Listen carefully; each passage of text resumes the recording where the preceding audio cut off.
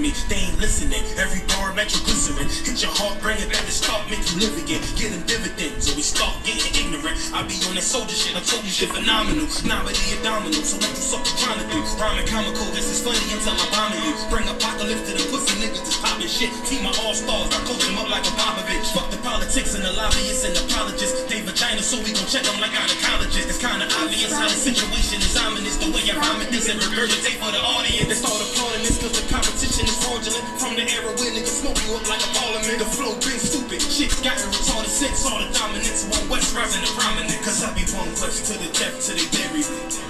I'm one West till they bury me. I be one West to the death till they bury me. I'm one West till they bury me. I be one West to the death till they bury me. I'm one West till they bury me. I be one West to the death till they bury me. I'm one West till they bury me. They want a nigga quiet, use my maneuvers, but I ride like I got roof bombs for Uber. Rhymes hard like they've been viewed by Medusa. Now I'm really Luger, 17 in the ruler. Only need a few to sit up in your medulla. Obligata, for the regatta, niggas wildin', they win every dollar. They rhyme bomb like Apollos, let the semi holler. A showstopper, then the popper, since a teeny bopper. But now I'm going up, Patron, premium, a vodka. I put extensions on the clock, modify the chopper. The swore heavy, war ready, and that's working mama. No marijuana, say I got that love silence on it. When I'm a born, ain't no rapper do it like I do it. A lot of spitties and writers, but when they eat so, now they looking get to the fire, around with me. And I had a nigga spit like a tire, damn it deep.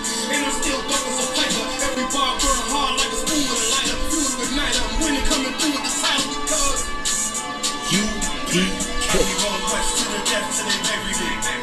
I'm one West till they bury me. I be one West to the death till they bury me. I'm one West till they bury me. I be one West to the death till they bury me.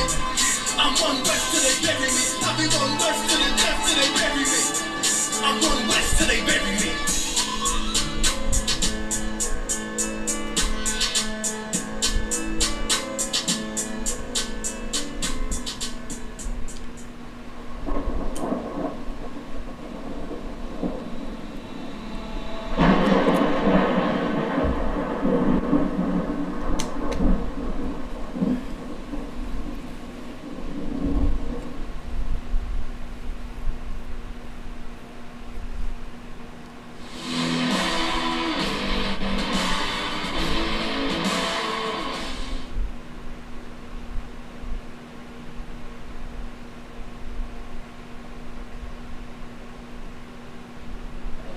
Our business is booming. One day somebody says there's some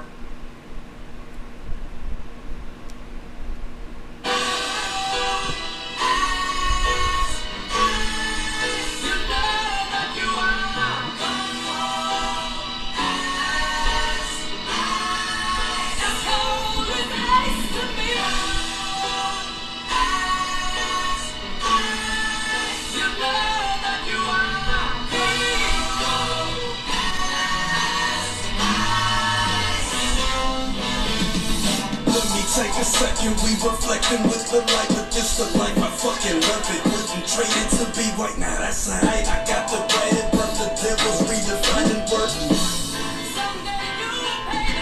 No, I don't break a fold, I didn't make the dough and recreate the flow. They think they making though, what they forsake is so essential. Fundamentals get your issue, guess who's on this instrumental with you? Family view unread and call it spam. I'm not a fan of Antichrist, they slayed the man. I swayed the tam like here I am, a son of Sam is taking shots at David Berkowitz. Pushing a different discipline existed than this New York state of mind. They say it's not known after actor, but the year he's effort. Now one thing in mind to grind until this gavel turns his words to mirth from Babel.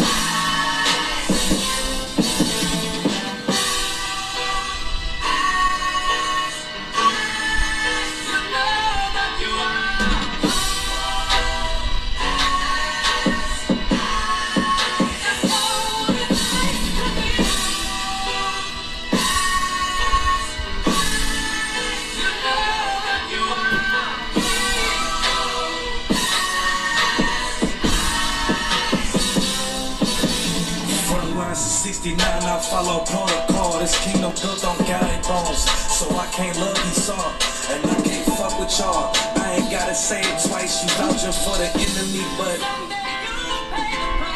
look, ain't have a father cause of dope, I'm anti-politics.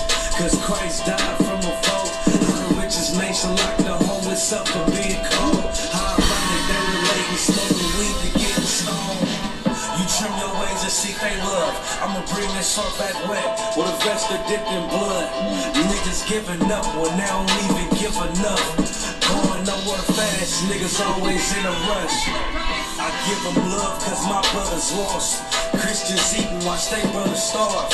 No way I can serve another God. I give my love cause my brother's lost. Christians eating, watch they brothers starve. I can't serve another God.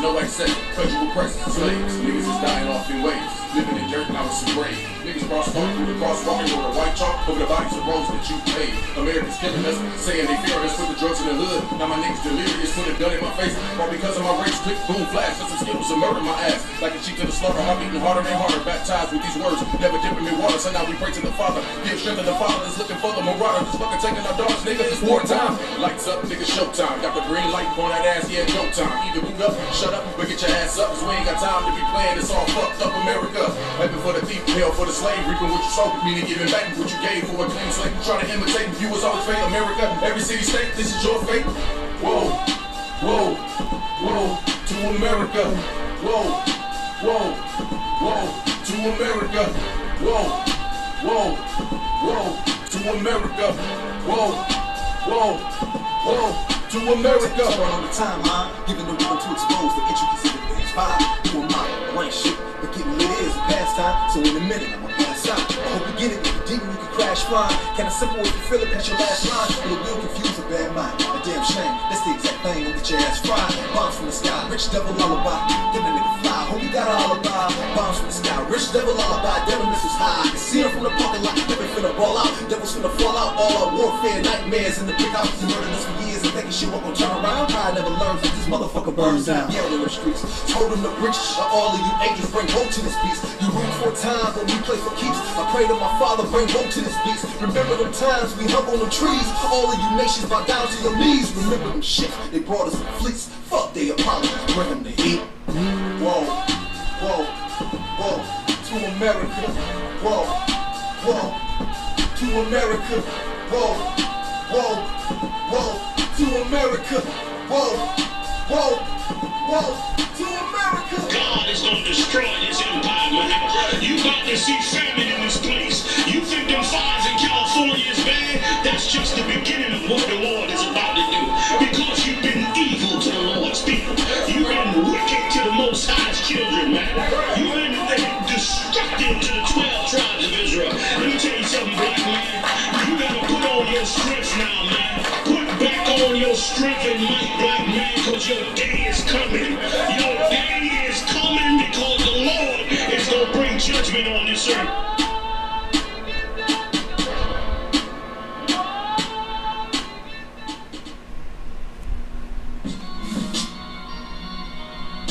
All right, Shalom Israel, we in the building. You understand? We are back for another Paradigm Shift TV 314. You understand? Connecting with the ISUPK out of St. Louis episode. You feel me? And I am the host. You understand? With the most, Captain 10K, the Goggle Boy. All right, under Commander General Johanna. We got a couple things lined up for you tonight. Let me see what I'm doing here. See what I'm doing. DMG, the host, he the other host with the most. He'll be in a second. You understand? He'll be in just a hot second. We're gonna go over a couple of things. I got a couple of articles I want to read. You know, we got some definitions, we got some scriptures, we got a lot going on tonight. We're gonna try to get it wrapped up. Salaki. We're gonna try to get it all wrapped up, and we're gonna be taking questions. You know what I mean? In just a hot second. All right, because I know a lot of people got a lot of questions about black women sharing their man. You know, I know in y'all mind, you feel like you just can't do it. You know, you feel like you're just so selfish, you just can't share your man. You're doing it anyway. You understand? You're doing it whether you know it or not. You know, and we're gonna help your sisters out, and we're gonna show you how you can do it the right way. And they did it in the Bible. You understand? Those righteous sisters turned around. You know what they did? They shared their man. You understand?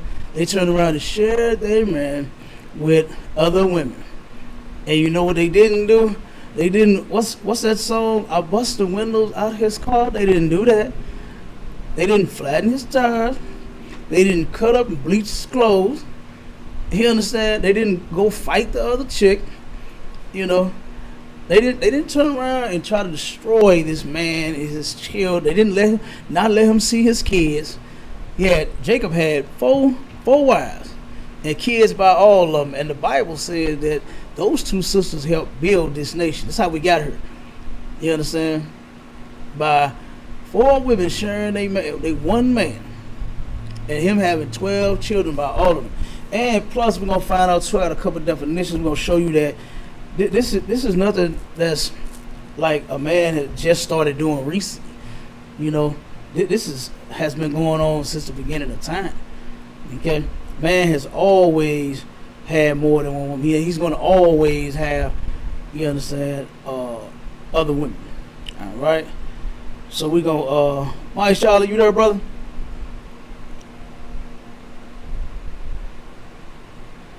Oh, let me see if I got my.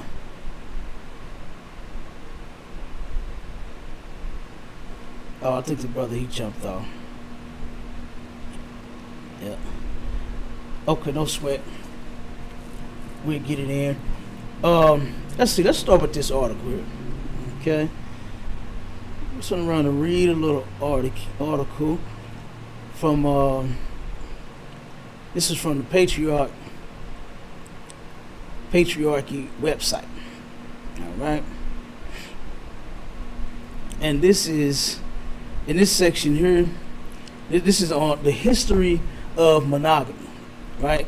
And the reason I'm going with monogamy is because a lot of people believe that is the standard of a godly marriage due to, you know, Roman, pagan, European, you understand, heathenistic influence, man. You understand, the other nations of people, they claim to live their life a certain way, and then they made it a standard for everybody, which they don't even follow that same standard. You know, you have white people that will sleep with everything, men, women, children, dogs. I mean, damn, what won't they sleep with? You understand? But then they tell you that you can only have one woman, and that just ain't so. You know what I mean? We have several people arguing about you got to follow the law of the land. There is no law that says you must go to the white man and sign his certificate in order to have a woman. There's no law that says that. You people need to go back and start studying and paying attention to the things that you all are saying. You know what I mean? Mike Charlotte, you was on there for a second, brother. I sent you the link. If you can't jump on. Matter of fact, here, I'll send it to you. I send you the link again. And if you can jump on, you can jump on the live. You know what I mean? 1 second, brother. I'm gonna send you this real quick.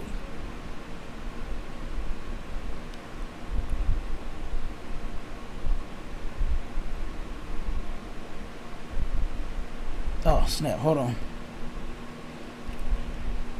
I got you out. I don't know why I won't let you in on the clubhouse because you was on the stage. I'm gonna see if I can. I'm gonna send you another invite. Hold on. Slack everybody. 1 second. Give me 1 second. I'm gonna send the brother this link.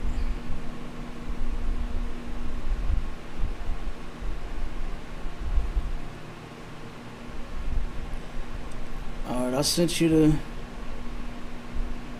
the link on the clubhouse. You can get on there, and I'm finna send you the other link in your. I'm gonna send it directly to your phone. I'm not gonna send it to your email.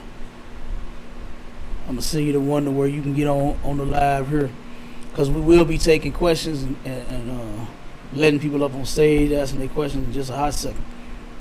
All right, 1 second. Let me see here.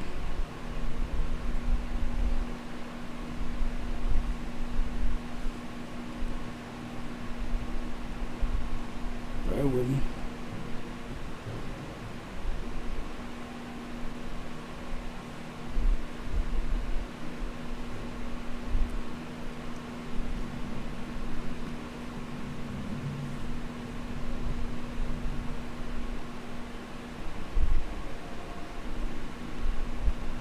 Okay, I'm sending you both links now, brother. You got the first one, and I'm sending you the second. So you should be good to go. Jump on when you can. That's my mighty officer out of Atlanta, mashallah. You understand, brother? Putting in some good work down there with all them damn steers and queers and getting them in the truth. You understand? He doing some mighty work down there in Atlanta. You understand? Okay. All right, you got it, brother. You can come on in when you're ready. Okay. All right, now let's get back to that article that we was gonna read, and this is the history of monogamy. Like I was saying, we're going over the monogamy because you understand. We're gonna find out where this influence came from, as if that is the sole standard of a relationship. You understand, and a marriage. Okay, is that you must just one man have. First off, you got to look at, the statistics. Man has always been fewer than women. There's always been more women than men. You understand? And that's not a even balance when you look at things. Since I was a kid, it was what was it? 10 women to one man. Now it's about 12, 13, 14, 15. Then since the LGBTQ, it's probably about 20, 30. You understand? Incarceration, probably about 35, 40. Like, you just keep on going and checking these statistics, man. It's never been an equal amount of men and women for you to just say that one man is supposed to be one woman his whole life. I'm going to show you where that comes from. And like I said, this is from the Patriarchy website, and this is the history of monogamy. And I'm going to start with monogamy is as old as Adam. And it says, but that's not the real issue. From the beginning, through the generations, even to this day, monogamy, polygamy. Now it says polygamy, right? Now that is actually not the correct term. The correct term would either simply be polygyny or it'll be multiple wives. You understand? Polygamy is the practice of a man or a woman having more than one woman. But what has happened was this word was just tossed around because a lot of people just used it, you understand, for the sense of when men were dealing with more than one woman. Okay. All right. Now we got we got Mashallah in the building. Shalom, Mak. Yeah, what's up, mighty man? If you got me in the background, you gotta turn it down now, cause I can hear the echo. I'm gonna do it because I'm outside. Can you hear me out? I'm getting the feedback. Yep. You gotta turn whatever in the background down. All right, no sweat. You got it? Okay. Here, matter of fact, I'm gonna send you this article since you was able to jump on, and I'm gonna have you read it. I'm gonna start this part, and I'm gonna have you read the rest of it. Okay? This is what it say. I'm gonna start over.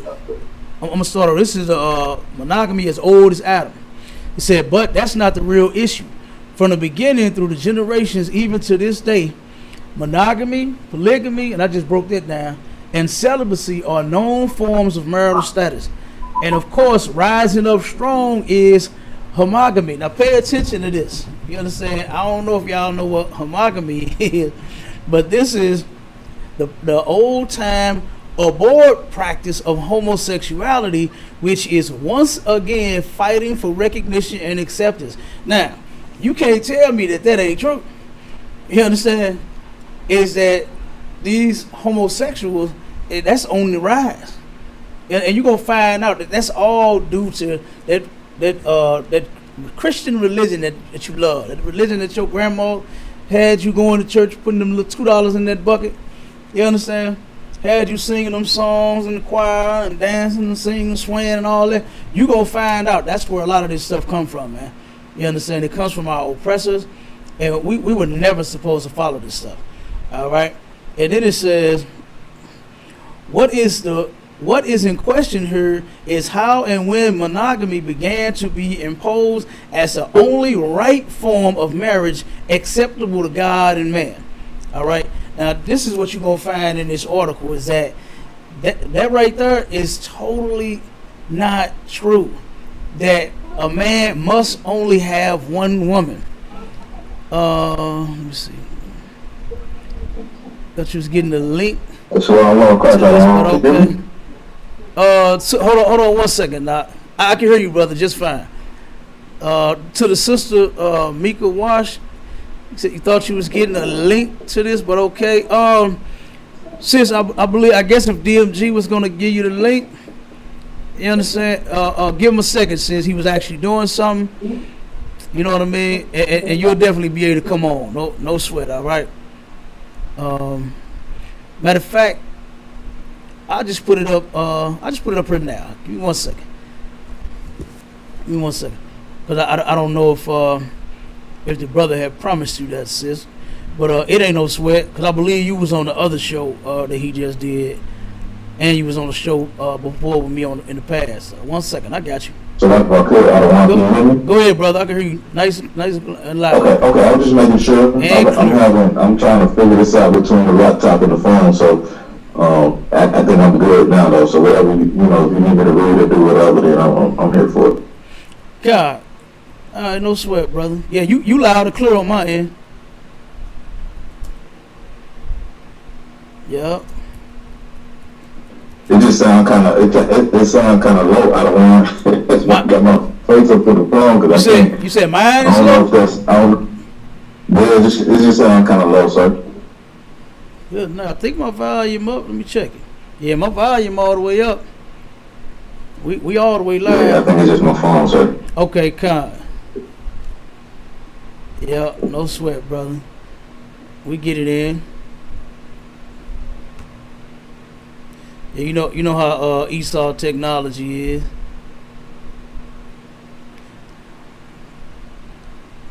Okay, I already dropped it for DMG. I see DMG just came in. I didn't know if you told the sister she can be on or what, you know what I'm saying? So I just put the link on there. You understand? I just dropped it there. All right, I'm gonna keep reading.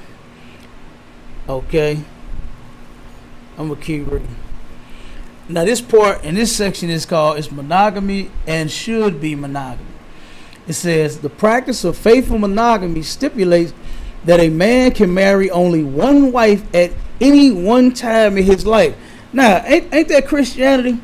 To where when you go to church, They're always telling the man. I done been there before. And good God Almighty, it's such a nasty place to be. But I used to always hear them telling the man that he can only have one woman. But you know what I never heard them say? I never heard them tell the woman she can only have one man. That made no sense to me. You know what I mean? And then I have sat and heard Christian preachers. I got a bunch of them in my family. I've heard them tell women that they can leave their man and get them another one if they wanted to. They was unhappy.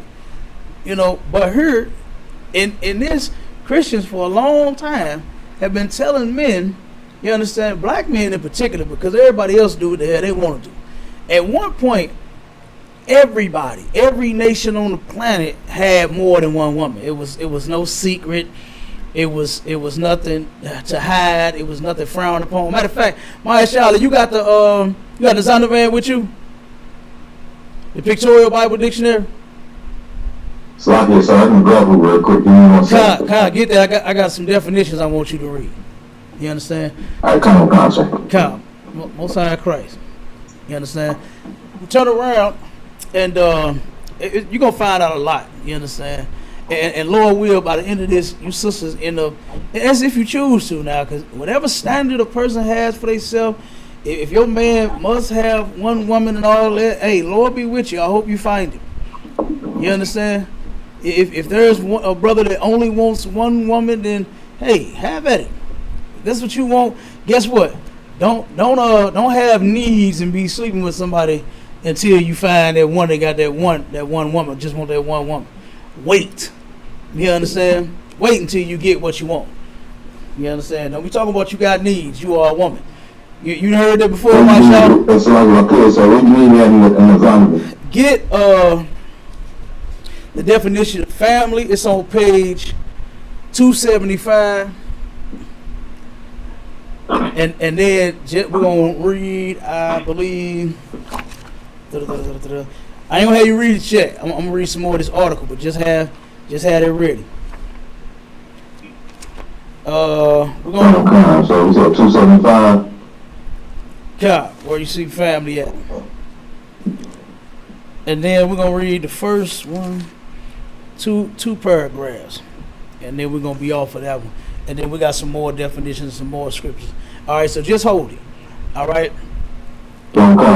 Now, let me finish with the article. It says, even though the various forms of marriages have been practiced through the generations, monogamy has emerged to become law in some countries today, such that the legal registration of more than one wife became a violation. This is termed should be or must be monogamy. The first instances of such widespread enforcement were in Western Europe, and it eventually gained worldwide acceptance in the modern world, especially in the Western Hemisphere. How did it happen? More so, how did it become known as the only acceptable standard to the God of the Bible when so many of the Bible's founding patriarchs were openly polygamous?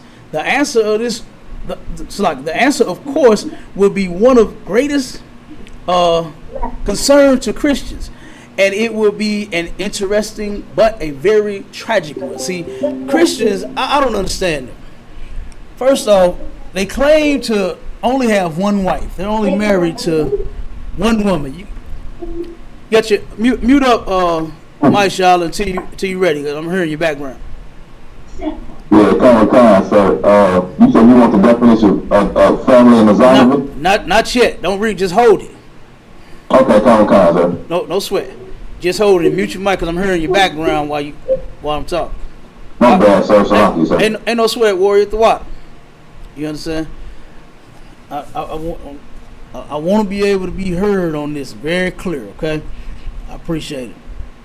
Okay, so again, Christians turn around and claim to be married to only one woman, and they are. They go and get that paper, but if you realize what it said in that last section, the should be or must be monogamy, that is where you can only have one woman on paper. But here's the thing. There is no such thing as a paper marriage when it comes to the Bible and God's chosen people. You're not going to find it. You're not going to find a paper marriage or marriage certificate in the Bible nowhere. You understand? And I dare anybody, if you can't find it, and come on, click the link that I put in the chat and come on in and drop it and give me the information. If you can find, y'all like challenges, right? I challenge you to find the scripture that says this is how you're supposed to do it. Right here, you sign a piece of paper and you two are now husband and wife. Okay, I'll wait on that. All right. Let me see, where we at? And you got the sword too, right, Mashallah? You got the sword too? Most of that correct. I'm gonna have you get some scriptures too. You understand? Because I know we got some questions coming for that as well. So just hold everything, and like I said, I'll get with you in 1 second. All right, now I'm gonna go to this next section, and this is some historical background. And it says we have to look at some other related history first. The Roman system was an empire built on conquest with incorporation. The secret of Rome's strength lay in her ability to incorporate vanquished nations into her own political body. Never before had so many people been brought under one government without making slaves of most of them. The Romans were basically barbaric and lawless in characteristics, but were experts in adaptability, absorbing nations, cultures, and religions, and crossbreeding them into one another by force if necessary. That's the white man's characteristic all day long. Is he turned around and he forced his beliefs on everyone. You understand? And at that time, Rome was in power. You understand? And Rome was a force, what they like to say in the world, mashallah, a force to be reckoned with. You understand? To the point to where they didn't turn around and fool with Rome. They didn't have to turn around and make slaves out of everybody. Half of them were scared of Rome anyway. They didn't want to go to war with them. You understand?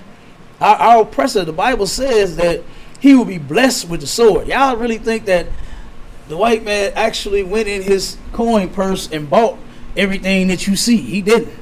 You understand? He turned around and he unalived almost everybody to get where he at. You understand? Enslaved God's chosen people. I ain't worried about nobody else. He enslaved God's chosen people and turned around and made them work while getting raped, lynched, burned, hung, and some more stuff. You know what I mean? In order to build this rat hole that you black, Hispanic, and Native Indians love so much. You love it so much, you turn around and you follow his ideologies and his way of life. You follow what he say marriage is. That's why you follow what he say divorce is too. That's why the rate is higher amongst blacks than it is anybody else. You understand? Because we are not supposed to be following them. Okay? Go ahead. Are you about to say something? Yeah, so like if I could, I want. Go ahead. Come on with it. Now, that's only what you're bringing up because what most black people what they really try to do is they really try to follow the our oppressor's lifestyle. You know what I'm saying? Right. And these people, because they are idiots, they're dumb. You know what I'm saying? Like you said, they blessing with the sword. All they want to do is murder everything and everything that they see. You know what I'm saying? That's all they want to do. Huh. So most black people follow them because they want what our oppressors have. Mm-hmm. When the Lord, if we follow the Lord, He give us everything that we need. You know what I'm saying? So Salaki, now, what's up? God, ain't no sweat. You are absolutely correct. If we would obey our God, brother, we'll be sitting on top of the world. You understand? Because the scripture says that He created the world for our sakes. We were supposed to be in charge of everything.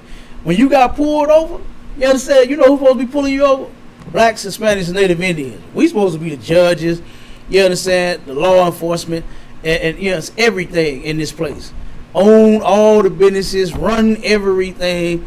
We are supposed to be doing that.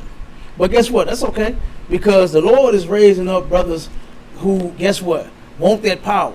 You understand? I want to be in power. I don't want to be no Christian, man. You understand? I don't want to be no sissy Christian. I want complete control and power over the earth. That's what we want. That's what the Lord's promised you in the Bible. You understand? He ain't promised you nothing out of Kurt Franklin's music and all them other gospels, singing and choirs and all that. What's that one out, Mississippi Mass Choir? You know what I'm saying? Stupid, man. You understand? All these choirs, man, the Lord ain't promising no Christian choir nothing. You understand? Nothing. But let me read a little more. All right. And it says, So like my cousin say, come on. so like my cousin say, that's crazy you say that because they get all the songs from the homosexual that's running the choir and banging on the temporary. Yeah. All day. That's where they get all their music from. Mm-hmm.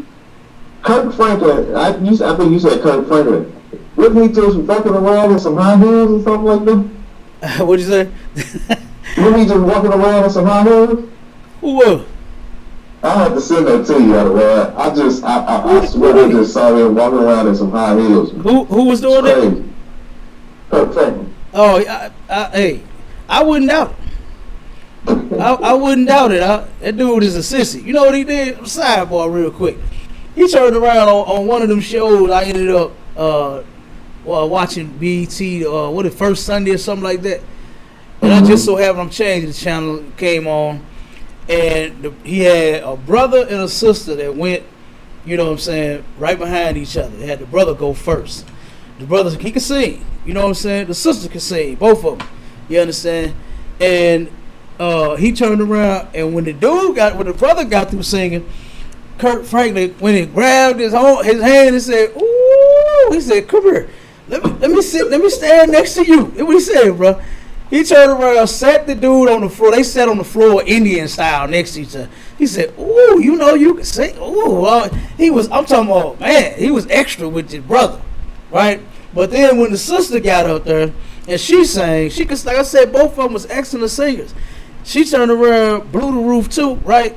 He turned around and went up to her and said, "How you doing?" Shook her hand and stepped back. You understand? He was real standoffish. I said, damn, he only, sister, gorgeous as could be. You understand? But he turned around and, "How you doing?" Shook her hand and then stepped back. But then the dude, he said, "Woo, come here." Grabbed his hand and I was like, oh man, that dude, hey, definitely, Fruity Peppers. You understand? But so I can believe he's wearing women's shoes and clothes and purses and everything. You understand? But back to the article, man. It says, through this, the rulers sought to keep the entire empire under control.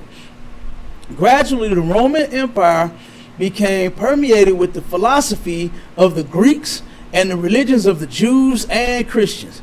The natural part of human life was raised to a higher plane. Combined with the Greek influence, Roman law and political ideas have had a strong influence on the West. Thus, the Greek notion of democracy, the religions of the Jews and Christians, the law and political influence of the Romans, all these mixed together made the civilization of the later Western world.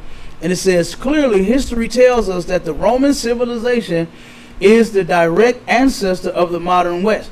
So you turn around in this place, what they're saying basically is this place is, mocking or mimicking the Romans. You understand? To where they turn around and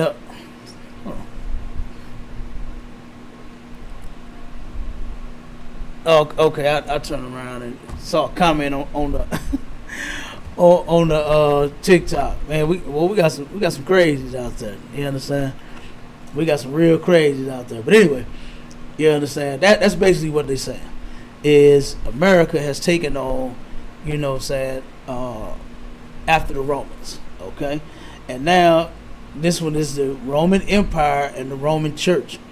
And it says Christianity became known as the official Western religion, and the native religions of the Western world became known as heathen, uncivilized, and unenlightened. However, it was not so in the beginning. It may be a surprise for many to know that during the first 3 centuries, the Christians suffered tremendously under the Roman government, which tried to destroy them. However, Christianity was spreading too vigorously to be kept under control. The strategy of elimination through persecution eventually changed to one of embracing it and controlling its destiny to fulfill the purpose of their rulers. The church, on the other hand, made a compromise to accept Rome and became the destroyer of her mother Israel, who bore her. And that's just saying that the mother Israel, saying that black folks, Hispanic people, Native Indians ended up accepting Christianity. You understand? And we rejected the truth. We turned around and left it completely, and then followed what they presented to us through this religion called Christianity. You understand? And then it says,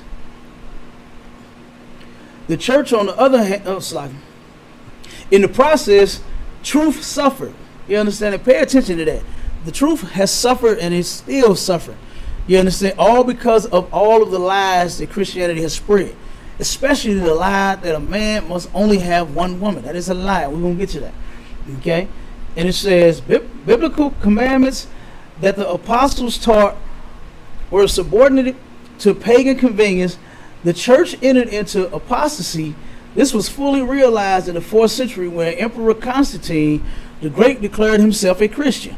The first pope and the ruler of the church, which he called the Roman Catholic Church that existed to these days, by his own authority, he set up church councils, installed and deposed bishops, imprisoning and banishing them. Imposed religious edicts under penalty of Roman law. He set up the Council of Rome and Nicene and bridged the empire of Rome to the Church of Rome. One after another, the unscrupulous and cruel wolves, as prophesied in the scriptures. Now, I wonder who is it talking about now? You understand? Now, don't get it twisted. This is a white article. You understand? Talking about white people here because the Romans are white. Now, pay attention to what it just said. One after another, the unscrupulous and cruel wolves, as prophesied in the scriptures, entered the church to take control, ravish, and strip the church to total spiritual nakedness and bankruptcy, and then clothe her in mockery and strange garments. That's just talking about the church is the people of God, right? It's not the people that go to, Greater Ebenezer, Baptist, and Presbyterian, and Apostolic Church. You understand? The church is the people of God. Blacks, Hispanics, and Native Indians. You understand? And they turn around and destroy this. The Bible. The article said that the truth suffered. You understand? And this is why our sisters are so dead set on their man only having one woman, because part of the truth is, guess what? That a man can have as many women as he please. And a lot of sisters just don't want to hear that. You understand? They don't want to hear it. Our oppressor, let me tell you something. He is a crafty bastard. He knows exactly what he's doing. He actually studies. You understand? He studied our brains, everything that we do, our culture, everything, so that he could destroy us.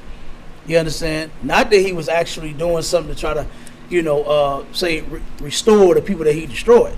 You know what I'm saying? With his slavery and with his oppression.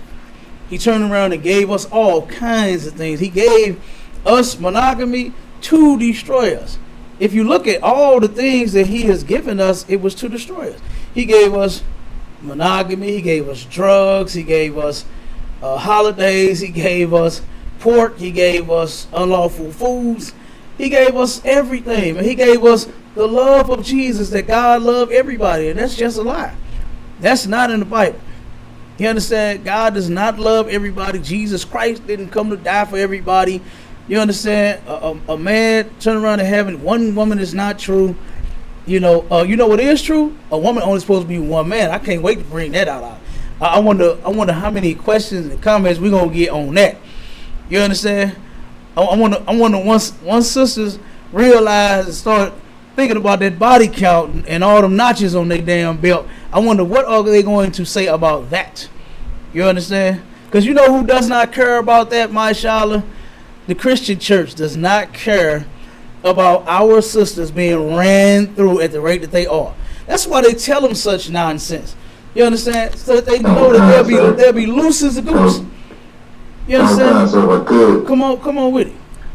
if I could, man, the Christian church, like, it destroyed people so bad because, like you said, these women got body counts. Mm-hmm. But they think their body counts start over when they go to church on Sunday. And they're all good Christians again. Won't he do it? That's what Yeah, God, won't he do it?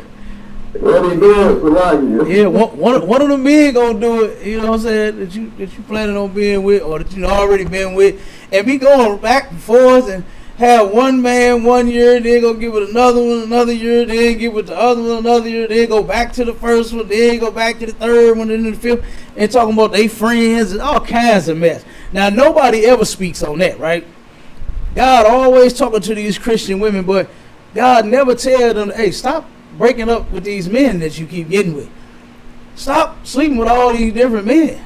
Stop marrying all these different men and then divorcing them and then getting with another man, hoping that you don't get divorced, but then get divorced anyway, then turn around and get another man and get divorced again. Like, when is it going to stop? You understand? When is it going to stop, man? You understand? So, yeah, we're going to get to that point, too. You understand? Because while women are so dead set on controlling that penis that man hold, you understand, that man walk around with it every day, we're going to see if you can learn to control that damn vagina of yours. You understand? Because that's what need the leash on it out. You understand? That's what need a leash around, that damn vagina. Because that thing, what they said back in the day, loose as a goose? God damn, brother. You know what I'm saying? I know some sisters that's loose as a goose, you know, and still loose, and old and loose. You know, you would think 50, you be tired. You know what I'm saying? You be tired, but no, they still loose, brother. I know some 50-year-olds that's. So I was like, come on with it. You hit on some 5 points. You know what I'm saying? I grew up in the 80s, right? Mm-hmm. And I used to hear women always talking about being with one man and trying to get that one man to appreciate them or do whatever. But if you listen to this music today, they talking about messing with other women, men, and I take your man, and I just had 5 today, I get another one tomorrow. It's crazy. Yeah. Like, it's crazy, man, for women to even have that mindset. I was talking to my girl about that today. I was like, how can women listen to music like that? For you to jump on many rides and not understand that, you know what I'm saying? If you go down with a man, that's your man. You need to stay with that brother. You know what I'm saying? Y'all gotta do whatever y'all gotta go through. You know what I'm saying? I've been on my girl for 20 years. You know what I'm saying? We've been through ups and downs and whatever. Yeah, right. And we fought through it. And then coming into the truth, it's like, damn, we kind of been on something because we stayed down with each other for a long time. You know what I'm saying? So it's like. Whole time correct. No, that's excellent. You understand? Tell my sister, I applaud her. We're going to give her a hand. That's excellent work. Because guess what? I know being with the men in the ISPK, give all the sisters that are married to men in the ISPK a huge hand. You understand? For them dealing with these brothers of ours. You understand? For you being married to them and them having multiple wives, and even if they don't, I don't know too many that don't, but even if they don't, you understand, you dealing with that, with the brother, just period. You understand? Guess what? Being in a relationship, it take work, period. But I'm finna have you read that definition. I'm finna finish this real quick. Let's see. Greco-Roman ideologies, values, and pagan practices and rituals were adopted as standards and holiness in the church. I don't know if they heard that out. You understand? But our people really don't understand. They act like they know the Bible, but then they really don't. Because here you go, the research in the article says that read again. It says Greco-Roman ideologies, values, and pagan practices and rituals were adapted as standards and holiness in the church. Now, all of that stuff was infused. A man having one woman only, monogamy, it was infused into the Bible. You understand? because of these people not knowing the scriptures and not knowing what they talking about, they said certain things and thought certain things, and they said, oh, voila, this is how it's done right here. You understand? When that's totally not true. Okay. Then it says, hold on. The Christian Jews who had understanding of God's truth refused to toe the line. As a result, they were denounced as traitors, betrayers, and murderers of the Lord, and were replaced by the Gentile spiritual Jews. It says, where the old, including the Hebraic understanding of the scriptures, were forcibly put away and replaced by the Greco-Roman way of interpreting the scriptures. Now, they turned around and took brothers. Now, what they saying when they saying Christian Jews, what they're talking about is the people that actually follow the Lord. You understand? The only way they knew how to put it was to say Christian, because the word Christian is found in the Bible. That was a diss to the men that actually follow Christ. That wasn't like a good thing, a good term what they say, call themselves Christians, where everybody was walking around calling each other Christian. That was not true. They were first called Christians in Antioch by a king, Antiochus. You understand? And there was a diss. He was disrespecting those men that followed our king. You understand? So that term Christian was not a term like of endearment. You understand? A term to be held, you understand, and walked around as if it's a badge of honor. Now, the word Christian just simply means one who follows Christ's teachings and his actions. The Christians in the Christian church do not follow Christ's teachings nor his actions. They made buttons and bumper stickers talking about WWJD, what would Jesus do? And Jesus wouldn't do none of the shit them niggas do in the church. You understand? That's what Jesus would not do. He would not do nothing that those Christians are doing in the church, man. You understand? You got the women that's lesbians in the church. You got the men that's homosexuals, the choir. Every choir director, is every choir director gay, y'all? You know what I'm saying? Is every choir director LGBTQ, LMNOP, X, Y, Z, and C, and D, and whatever other letters I left out? You know what I'm saying? Like, all of them is. You understand? All of them are. You know, for some odd reason, but the pastor love him, though. You understand? What they call the minister of the music? You know what I'm saying? The minister of the music got to be homosexual. You know what? Jesus wouldn't do that. Jesus would not do that. You understand?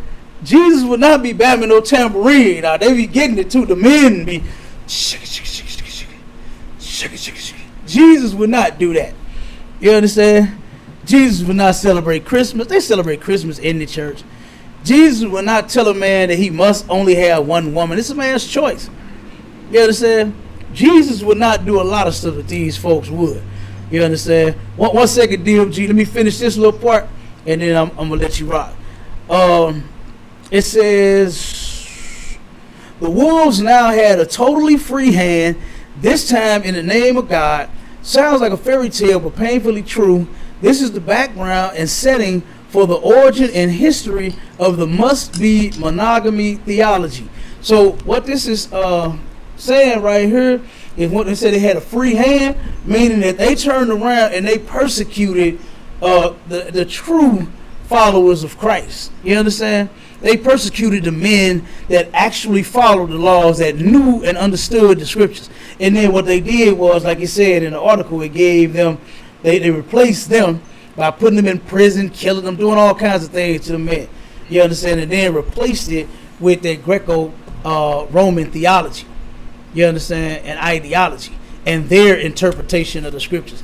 And as you can see, they don't know. Our oppressors, the so-called white man, he don't know the Bible. You understand? I know you think Joel Osteen with that big dumb smile of his, I know you think he do, but he don't. You understand? They don't know the Bible. Peter Popoff don't know the Bible, okay? You want to learn the Bible, then you come to the men in the ISUPK up under Commander General Yohana. You understand? Go ahead, DMG. What's up with the brothers? You got it. So I wanted to chime in with a couple of questions, Cal, because you know my story from from my childhood, and so, but I'm gonna speak on it generally. And so let's say, like a lot of men in the 70s, 80s, you know, the era we grew up in, where, you know, you may have had a child in one home with one sister, and, you know, another child in another home with another sister. And that caused conflict between those two sisters, bred jealousy between those children, and all of that, all because the jealousy and the notion that this man was supposed to be with one or other of those women, Right. and that he couldn't be with both. That it was no way that was moral or upright. Had my position since me and you been rapping has been that if that was something that if what you teach or what ISUPK teach was something that men in the black community have been taught, and women have been taught from early on in their childhood, that this is what men is permitted to do, that situations like that would never have occurred. Because when, let's take my situation, I got a brother who's exactly a year younger than me. I'm born in October 76, he born in October 77. He got a different mother. The conflict that caused between my mother and his mother, between my father and my mother and his mother, was catastrophic for us as children. And my father did what he could to keep things intact. But you know how it go. Eventually, that dam break. And I went 5 or 6 years without seeing my father. We all in St. Louis, all in North County. And I went 6 years without seeing him. Yeah, that's terrible. And it was a lot of games and things of that nature being played. But my point is, all of this was predicated on you can only be with me or her. But again, had they been taught from early on, this is what men do, and he can maintain that relationship with you, and he can maintain that relationship with her. Right. This ain't his half brother. This ain't his half sister. These are they brothers and sisters. They gonna be raised as a family, and it's all good. I believe if that was the case, those type of situations where I went all these years without seeing my old man wouldn't occur. What's your thoughts on that? Because we saw that scenario play out countless times in our neighborhoods growing up in the 70s and 80s. Yeah, absolutely. And real quick, Marshall, give me this scripture real quick. Give me Ecclesiasticus 26:6. And what we got to bring back is what's that old song by SOS? What they say when they said, I don't care about your other girls, just be good to me. Just be good to me. At one point, you understand, sisters wasn't, now they don't like it now. They not just like a fan of it now. You understand? Even the great women in the Bible that shared their man, you understand, they didn't like it either. But I'm going to show you a situation where they actually worked it out. You understand? But I'm going to show you what your father was going through first, real quick. Read me that scripture, my Shalom. Oh damn! I think the brother froze up. Yeah, he froze. Oh, okay, real quick. The brother he froze. Oh, okay. This is Ecclesiasticus 26 and verse 6. And it says, but a grief of heart and sorrow is a woman that is jealous over another woman. You understand? That's what your father was going through. That's what a lot of men have gone through. Like you said, you turned around and had missed 5 years. You understand? You and your father missed 5 years. You don't need to miss 5 minutes without your father. You understand? Look at the society that we live in today. You sisters need to put y'all jealousy in y'all purse and deal with it. You understand? Stop turning around and making these children suffer all because you are what's insecure. You understand? That's what a lot of women are. They are insecure. When it comes to another woman, oh boy, they are not confident. They lack confidence. You understand? For a sister to turn around and start scrapping, as soon as they hear about another woman, you understand? They start going crazy. You understand? Want to check the man's phone. I done heard of brothers turn around, and not in the school, but just brothers, period. I got, a lot of partners in the world. Brother waking up, his thumb on the phone, his woman standing over him, talking about, who is this? You understand? Like stuff like that, man. A lot of these women, they lack confidence. I know y'all look good, y'all bodies is tight, y'all light and dark and the black of the berry, sweet of the juice, whatever it is about you, you got it going on, you understand, on the outside, but on the inside, a lot of you lack confidence, boy. You understand? A lot of you sisters lack confidence. And the scripture says, a grief of heart and sorrow is a woman that is jealous over another woman. And then check this out. It says, and a scourge of the tongue which communicated with all. Meaning that she ain't saying nothing good to this man or this woman. They gonna argue, they gonna fight. I done seen sisters meeting up at what's that, Murder Mobile, DMG? I done seen them meeting up at Murder Mobile, about to kill each other on the lot over their man, and he's with both of you. You understand? And y'all done met up to kill each other. And they want to kill each other. They go to Murder Mobile. That's what happens when you go there. That's what happens. That's what happens. Everybody know when everybody it's trying to go down. That's the spot you meet up at. So it actually go down. You understand? So and that way right there, that's exactly what your father had went through. You understand? And if those women were not raised, I'm sure they was raised as Christians. You understand? Am I right or am I wrong? Absolutely. You understand? Guess what? They would have known the truth. I don't know how long you was on and heard me read the article where the truth had suffered. You understand? The truth suffered under Christianity to where now it was replaced with Roman ideologies, pagan traditions and culture and all of this other nonsense. The truth has been replaced with nothing but lies. The truth about a man having more than one woman was replaced with the lie of monogamy and making that the standard of the Bible, saying that God views marriage as one man, one woman, when that is totally not true. You understand? It is totally not true. It wasn't just for a certain time.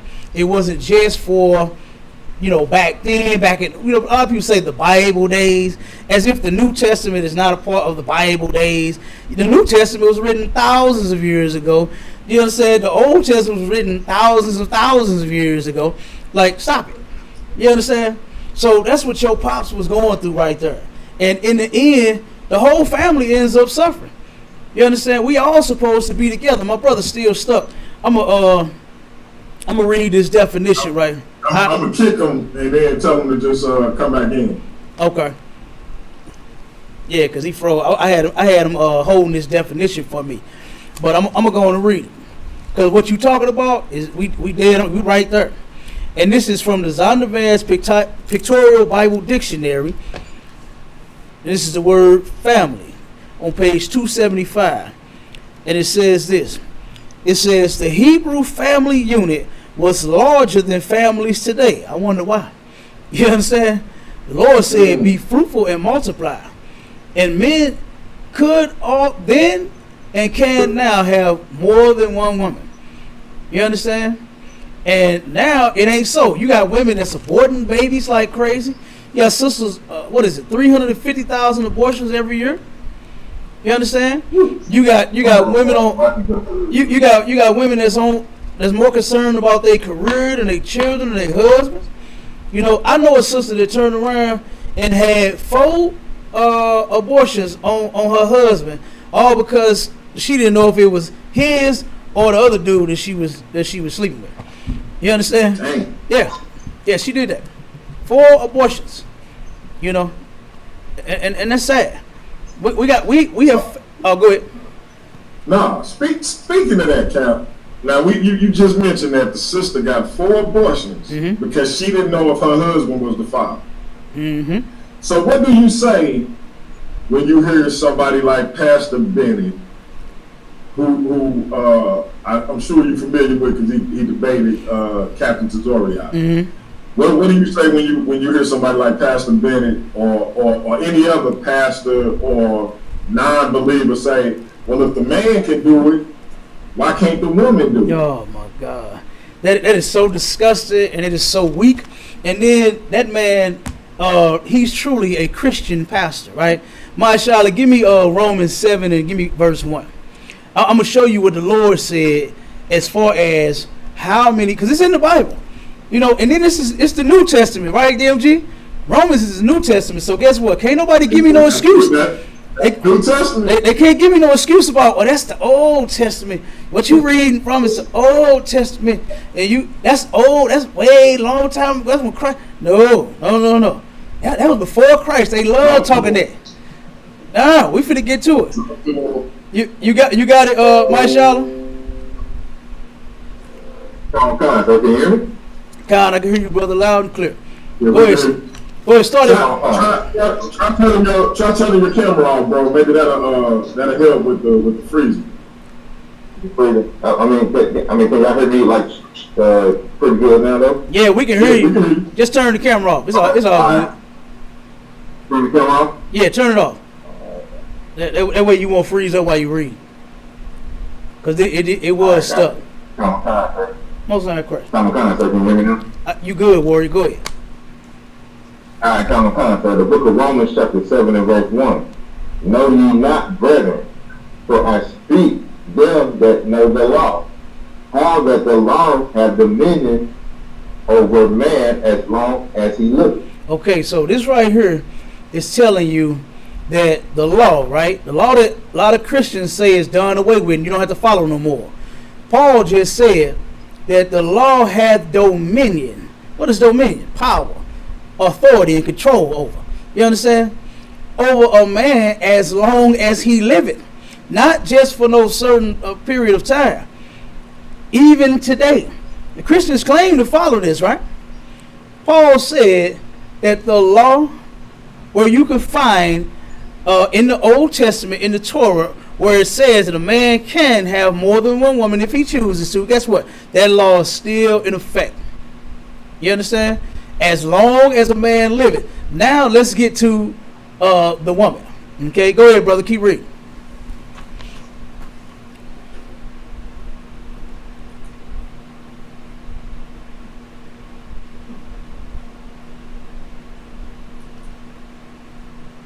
You off mute, Mashallah. Go ahead, keep reading, brother. He must have froze up again.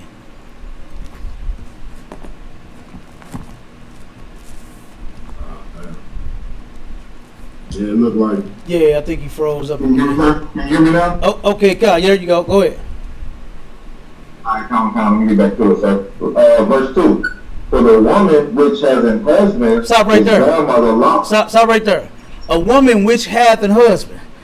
This ain't got nothing to do with you going to the courthouse. You understand? And signing that white man's piece of paper. And then going to the church and having a wedding. Walking down the aisle. Throwing the bouquet. All this. Talking about you. I now pronounce you man and white. Ain't got nothing to do with that. In the Bible, sex is marriage and marriage is forever. You understand? That's what makes a woman have a husband. Right, is when she has sex with a man. And I ain't talking about nothing sick. And I had to clear this up all the time because a lot of people start throwing out rape and molestation, all this nonsense. I ain't talking about that. I'm talking about something consensual. I'm talking about when a man meet a woman and they dig in each other and they Netflix and chill, and that's after that, I now pronounce them man and wife. After you Netflix and chill, not when you go walk down the aisle and sign that marriage certificate.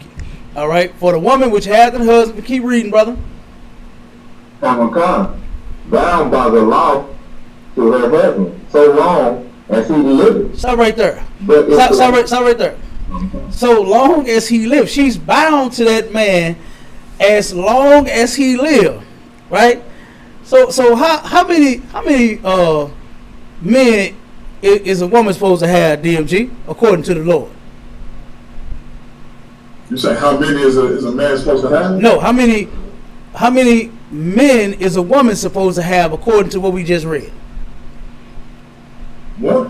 One. Come on, give DMG a hand. You understand what I'm saying? Goddamn. Got it on the first try.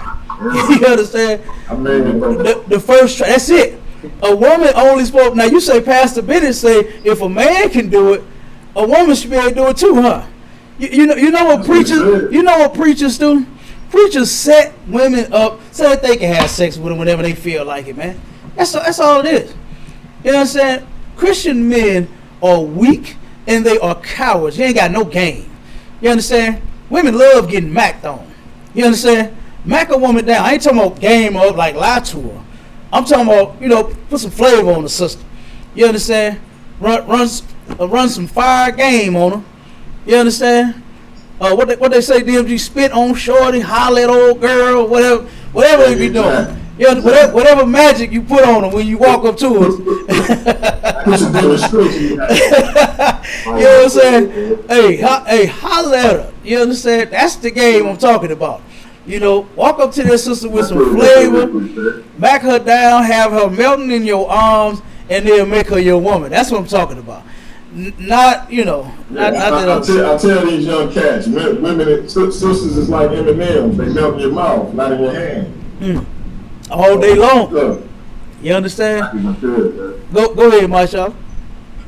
Yeah, back in the day, you know what I'm saying, when I was growing up, you know what I'm saying, going up under the older players, man, they used to call you back around the Tony. You know what I'm saying? Yeah. He took it all the way back. Hey, he took it all the way back. You understand? Macaroni Tony, you heard me? Hey, yeah, I remember that one. You understand? All that. You know what I'm saying? Hey, what one call old boy? Ricky Fontaine, Pretty Ricky, what they call him. Right. All that. You understand? They have no game. So, they are sexual deviants, man. They turn around and have to trick the woman into being with them. When, you understand, all you got to do is just, like I said, have some flavor. Women go to church. I remember being in church and all the women sitting in the front row all wanted the pastor. And I didn't understand why it was all this talk about the pastor sleeping with all them when I found out in the Bible that he could have them all if that's what he wanted. You understand? Them women didn't have to sneak around and be, because he had one wife. But he had all these other women that they was talking about the pastor messing with this one and that one and this one and that one. You understand? Which is ridiculous. Go ahead, brother. Like my cousin said, these niggas getting so weak these days. They don't even try to map on a woman. They want to throw that paper out. So that's where you get OnlyFans and all these women doing these things that they doing because dudes don't know how to map no more. They don't know how to sit a woman down and just back on her. They want to throw that paper at her. You know what I'm saying? And it's destroying our women. It's destroying them. You know what I'm saying? Because that's the first thing they look for when they see a brother. They want to see the paper. They don't even want to know if you're a nice guy or not. Mm-hmm. They want to know if you got paper or not. You know what I'm saying? Yeah, God, you're right. That is the first thing that they are throwing at the sisters is money. Because that's the first thing a sister open her mouth about is what she has to have is some money. You understand?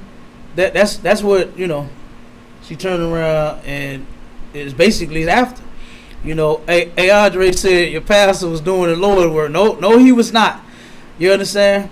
What he should have been doing was the Lord's work. And like I said, he turned around and he's secretly being with them women, and then when his wife find out, he throw those women away. That's not the Lord's work. You understand? The Lord's work is if you're sleeping with those women, you keep all of them. You understand? That's the Lord's work. Here's the bigger issue that come with that.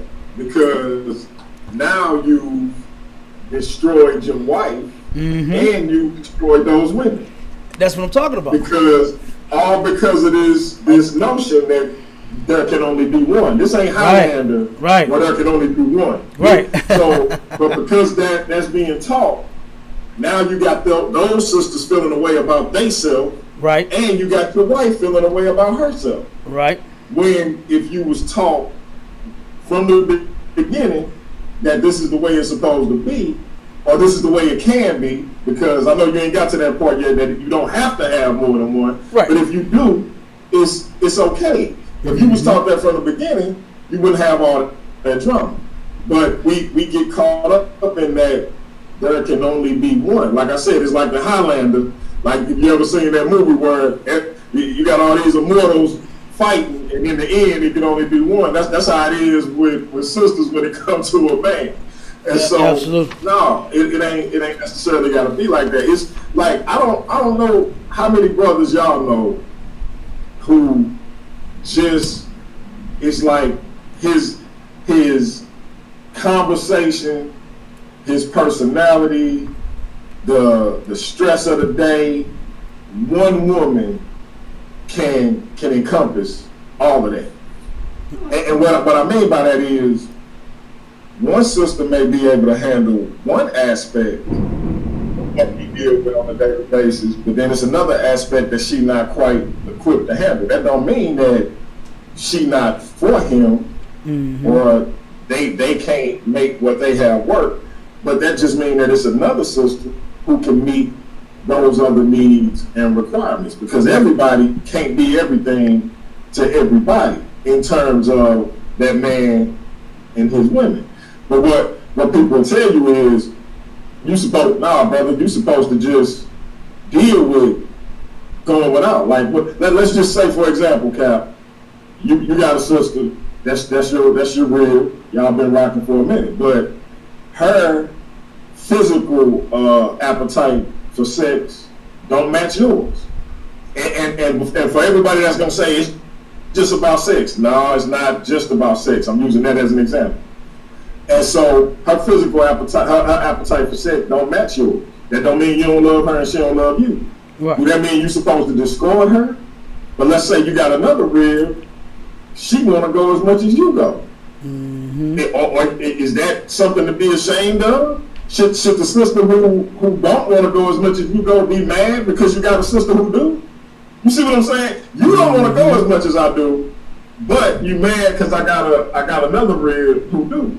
When I'm not taking nothing away from you, I'm still taking care of what I got to take care of with you.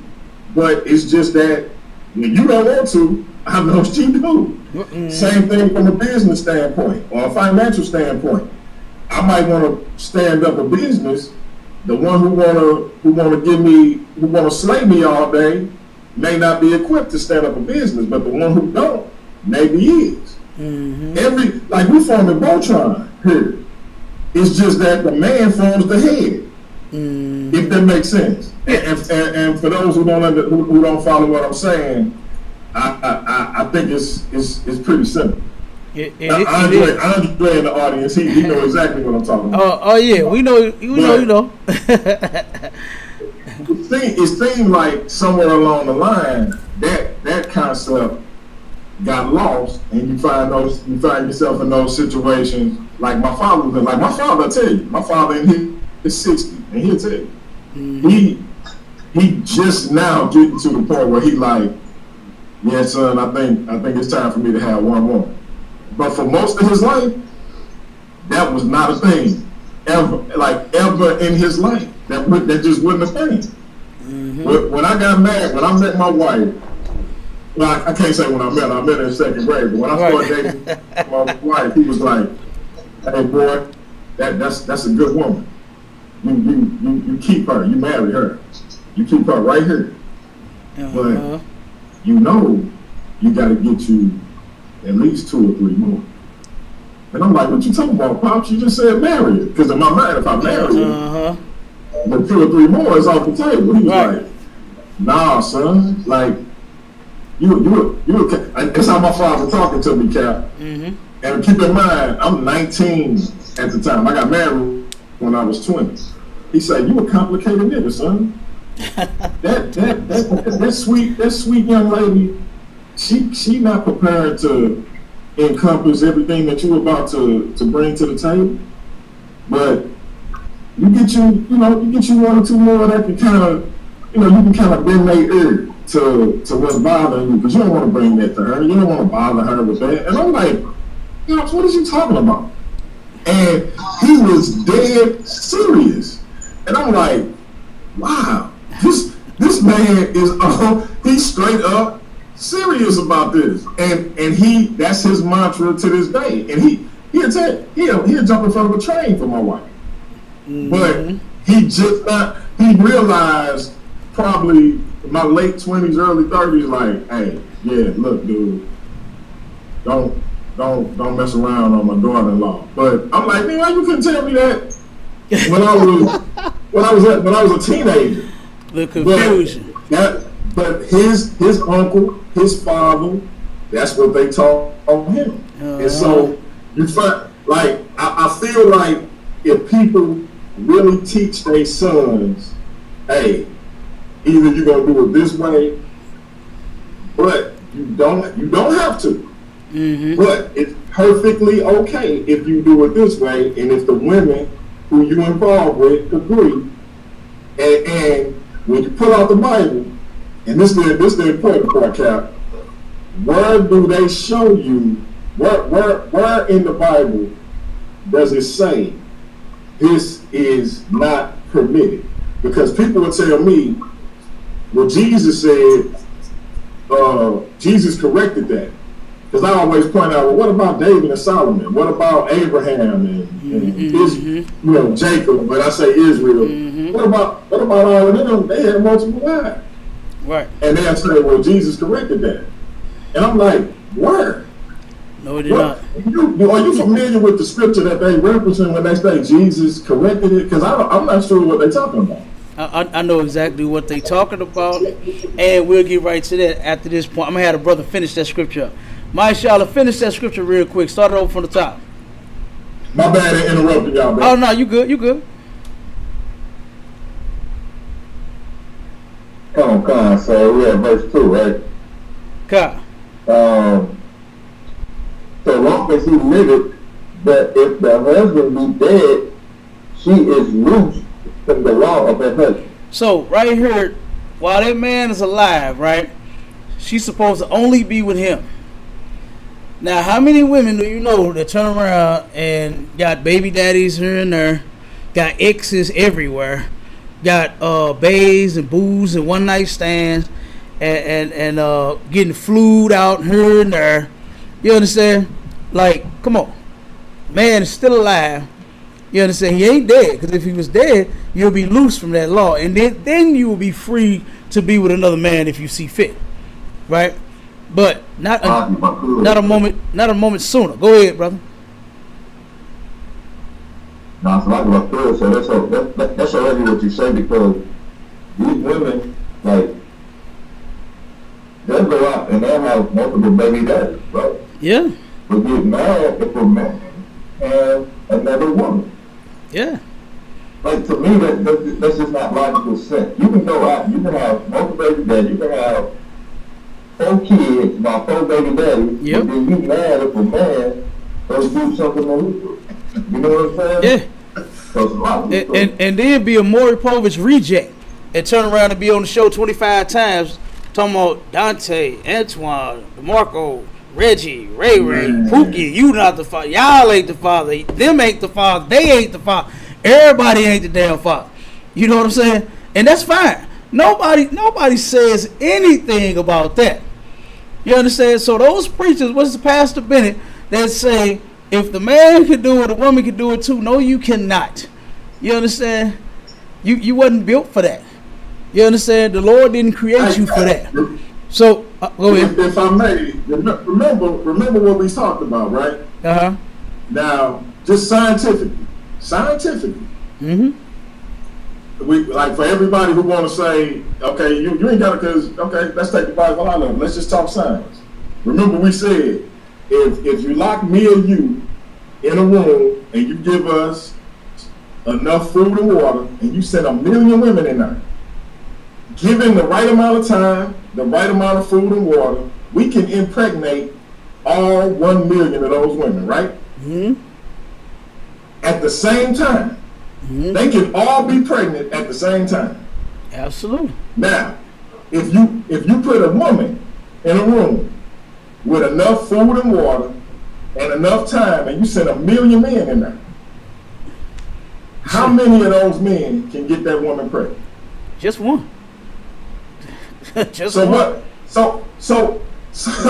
So what a woman need more than one man for? She don't. She don't. You see what I'm saying? Like even if you take the Bible out of it, what do you see what I mean? Yeah. So if a woman got 5 men and she end up pregnant, who the daddy? You don't know. Who's supposed to take care of that kid? You got to go on paternity They all court. gonna be lined up to get a DNA test. Yep, they got to go on paternity court now. Now the baby got she got 5 men, so the baby got 4 stepfathers. Yep. You see what I'm saying? Like it don't even make sense. It don't at all. A woman cannot do what a man can do. You understand? And y'all need to stop with that nonsense. And a man shouldn't want to do what a woman do. Yeah, hey, look at her. I'm absolutely fine doing what I do. You understand? Yeah. And I wouldn't want to change it.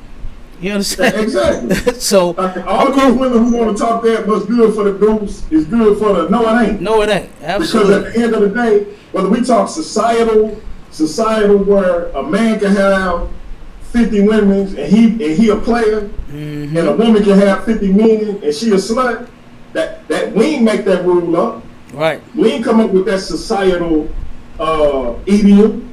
You know what I mean? But just on a natural sense, a woman can only be pregnant by 1 man at a time. Yeah. A man can have 50 women pregnant at a time.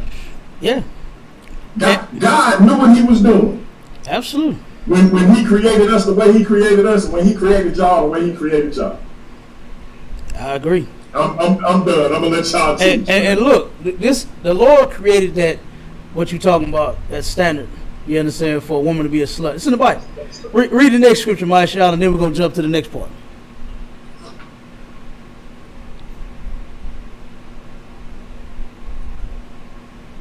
My brother must be froze again. Hold on. My child, you there? You froze. Oh, okay, come on with the next scripture. I want to go to verse 3. Come on, go ahead.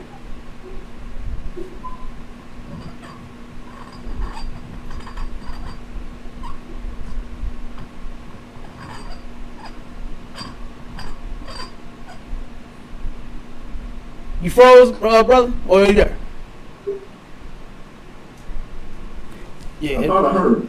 Yeah, he did. He came off. He probably froze again. His that brother internet freeze quite a bit. All right, I'm gonna go on and finish it up real quick. You want me to keep going, sir? Huh? You want me to keep going?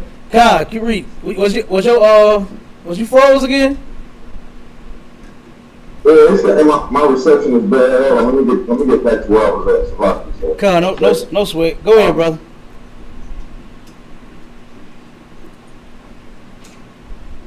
Go ahead, read verse 3.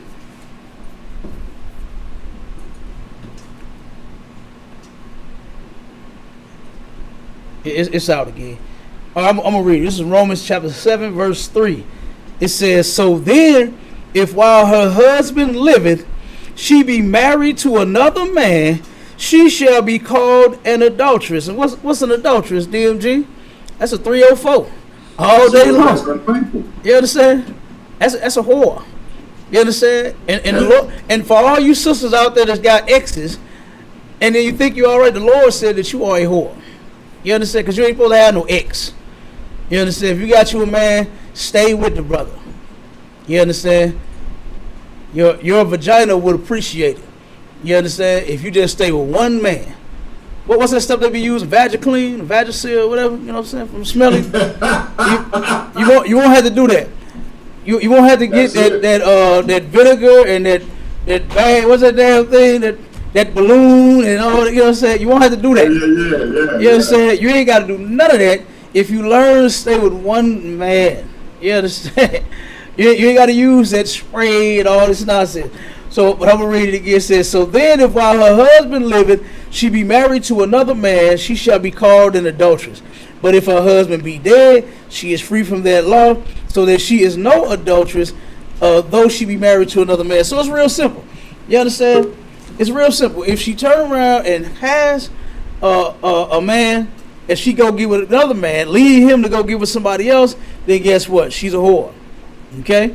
But then if she turn around, that man is dead, then she finds someone else, everyone will know that, oh, that's right, you know, Brother Jones, or whatever his name is, Mr. Earl, he dead. You understand? And she moved on. And she could do that. She's within her right. You understand? But not while he's alive. Not talking about it wasn't working out, you know, he ain't had no job, or he had another woman. Whatever excuse you come up with, it's not acceptable to the Lord. You understand? It's not acceptable. All right. So you wanted the scripture that they use for that excuse. Right. Okay. This is 1 Corinthians 7, and I'm gonna start at verse 2. It says, nevertheless, to avoid fornication, let every man have his own wife, and let every woman have her own husband. See, what they get right here is, what they get this twisted, is fornication, first off, is unlawful sex. Right? When you look at the Bible. Hey, real quick, Cap, because my queen just said, but if y'all don't make vows to that man, y'all not married. Y'all don't legally marry. So she free to herself. Okay. Not true. So now I keep reading what you're reading, because I feel like that go along with what that answer what she just said. So go ahead and break it down. Okay, here's the thing. The vows, like, you got to understand something about vows. Vows, Christians get married by those vows and then don't take them vows seriously themselves. They say, we're gathered here today in holy matrimony to witness the marriage between Antoine and Shaquita. Shaquita, do you lawfully take Antoine to be your husband? Yes, your lawfully wedded husband, through sickness and in health, for richer or for poor, for better or for worse, and until death do you part. Now, they say those vows, and both of them say, I do. And she say, I do. Right? But then later on, she don't. You understand? She turned around and find out he got another woman. Now she don't.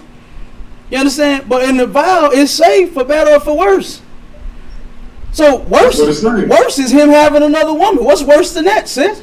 That's what it's saying. What's worse than that? Pause, Cap, because you know what I got to do right now. Come on. You know what I got to do. Come on, Hiroshima. I know when Cap go in, I got to hit this. Oh, find my ass down before I make change.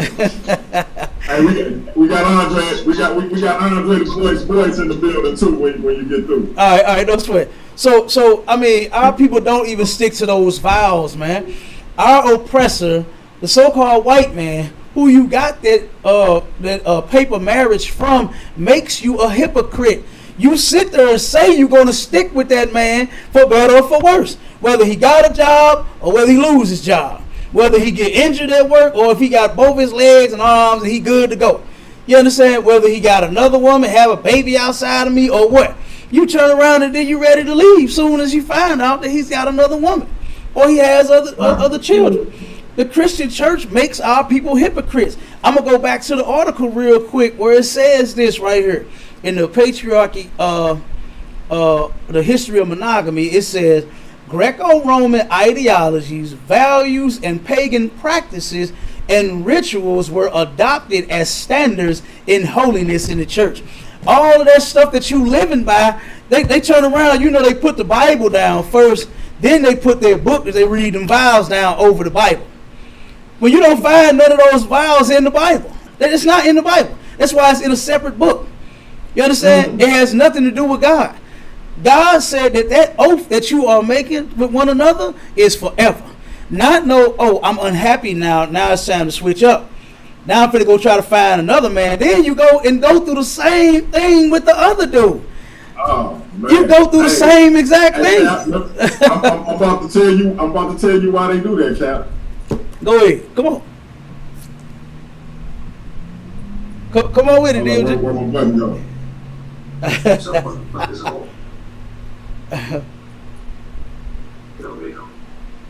It was kind of low, so just in case y'all ain't heard it, that was Wesley. He say some mother suckers is always trying to ice skate uphill. Why would you leave one man right and go through all that same BS all over with again? Another man? All over again. You understand? It don't make sense. And guess what? It's not found in the Bible. First off, it says own wife and own husband, right? I just read the scripture in Romans 7 to where a woman only supposed to be with one man her whole life. You understand? When you go in the Old Testament where you find the laws at to where a man can have more than one woman, own is not the same. Own just means belonging to you. Doesn't mean one. It don't mean one. I say that all the time. It don't say one. It don't say one. It say own. Like this is my own pair of glasses. Yeah. But I got another pair upstairs. But you got multiple pair of glasses. You understand? Yeah. Yeah, and they absolutely. both my own. Absolutely. And you can have that. There's nothing that says you can't have multiple pair of glasses. You can't have multiple houses. You can't have multiple cars. You can't have multiple businesses or multiple jobs. You understand? So like I said, that stuff is untrue. All of that was imposed by the people who actually hate God and who hate us. You understand? And give us their form of godliness when, guess what? That was to destroy us. You know what that would make? Less babies. They turn around and it have been doing that since the what? The eugenics program. You understand? Trying to figure out how to destroy us. And you know what? They use multiple ways to do it. They use drugs. They use incarceration. They use monogamy. They use Christianity. They use all these different things that are lies and destroy the very fabric and the dynamic of the black family. You understand? And if we look at history, they the only culture that did that. Mm-hmm. Like that one woman stuff. Yeah. They were the only. Like, I don't care where you went. The Mongol Empire, Kublai Khan, Genghis Khan had 50 wives or 10 wives and 50 concubines. Yeah. Wherever you go in Africa, South America, mm-hmm.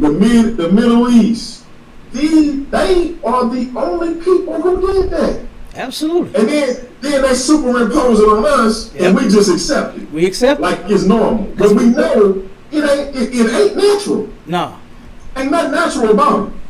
But they did that because the fact of the matter is that they married women for positions in royalty and in politics. We marry because of love and desire. Right. They married for political gain. Right. Because we know they was boy lovers and pillow biters. That was their culture. They didn't really like women. Right. That's why they was cool having one. That ain't that nobody else did that in the world though. Right. We can look. Mm-hmm. You right. And speaking on history, let me give you. Let me go back to that definition real quick of family in the Zondervan Pictorial Bible Dictionary on page 275. It says the Hebrew family unit was larger than families today, and included some or all of the following: the father or master. Right, the man was the head. You understand? And the reason, guess what? A lot of people ask me, why do you follow what's in the Bible? Because it's old. You understand? It's thousands of years old, and it worked then, and it can work today. You understand? Now check it out. And it says, some or all of the following consisted of the black, Hispanic, and Native Indian, the Israelite family. And it says, the father or master, the supreme head of the household, his mother, right? It says, if she was living with him after the death of his father, his wives, plural, wives, and concubines, you understand, concubines, plural, and their children, his children by other women, daughters-in-law, and sons-in-law, living on the paternal estate, other free Israelites, friends and relatives, foreigners living under his protection, male and female slaves. And it says, since in primitive times, the family assumed many of the responsibilities of modern government, like protection and life and property, large families were necessary, right? Because at one point, they knew family was all they had. You understand? Brothers had multiple wives, and they was working that thing, making it work. You understand? Now you can barely work with one woman now today. I don't know what sisters be talking about. A man dealing with more than one. Yeah, it's hard for a brother to deal with one of you knucklehead sisters. So you understand? Because of y'all are mostly like children. You understand? Women are mostly like children, and children just want what they want. They just want their binky and their baba. You understand? And if they don't get their way, especially with their man's penis, they go crazy. They throw hissy fits. You understand? They go stick their finger in a socket. You understand? That's what they end up doing. You know, because they like children, man. You understand? It's hard raising a woman. You know, you got to deal with it, but you got to know how to deal with a sister. You understand? And check this out. It says, marriage was arranged not by the young people involved, but by the man or his father and the family of the bride, for whom a dowry or purchase money was paid to her father. It says, in spite of this commercial aspect of the marriage contract, there is evidence that the love of the young people for each other often had an important part in the preliminaries of the marriage. So what they did was, they still, even though the fathers arranged the marriage, because that's who the agreement was with. You understand? It was kept between those men, the man that wanted the woman and her father. You understand? That's where the covenant was at. You understand? Between those two. And there never was a, one second, Warrior, there never was a contract agreement between that man and that woman. Okay? And then it says this. It says, the wife was regarded as the property of the husband. He could divorce her, but she could not divorce him.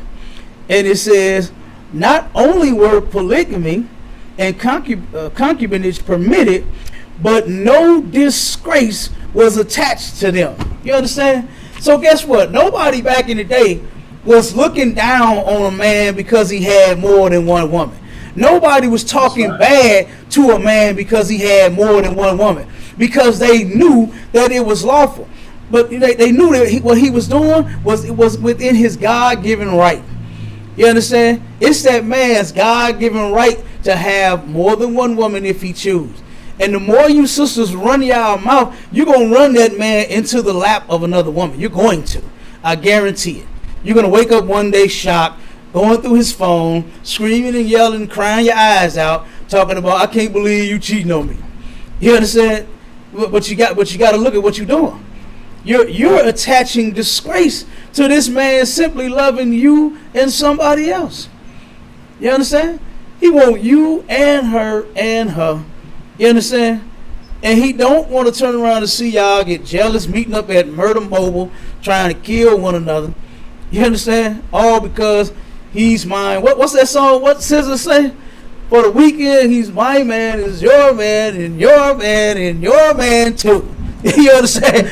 You know, I'll just keep him satisfied to the weekend. You understand?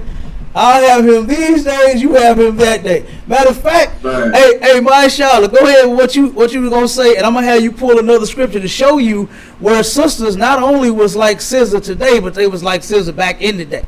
Go ahead, Doc. Don't forget we got Andre's voice in here. I got you. I'm gonna wrap it up real quick, and then we're gonna get to the question. I have a quick question, right? So it's like when the Lord told us to be fruitful and multiply, that was an order, right? Absolutely. So if you with a woman and you can't be fruitful with her, you gotta get another woman to multiply, right? Absolutely. Because some women are barren. Some women are barren. That's what I'm saying. Yeah. So let's do the whole thing. If a woman can't produce, you have an order as a man to continue to be fruitful and multiply. Absolutely. The Bible says. Oh, go ahead. I'm sorry. I was going to say the Bible says that children are the Lord's inheritance.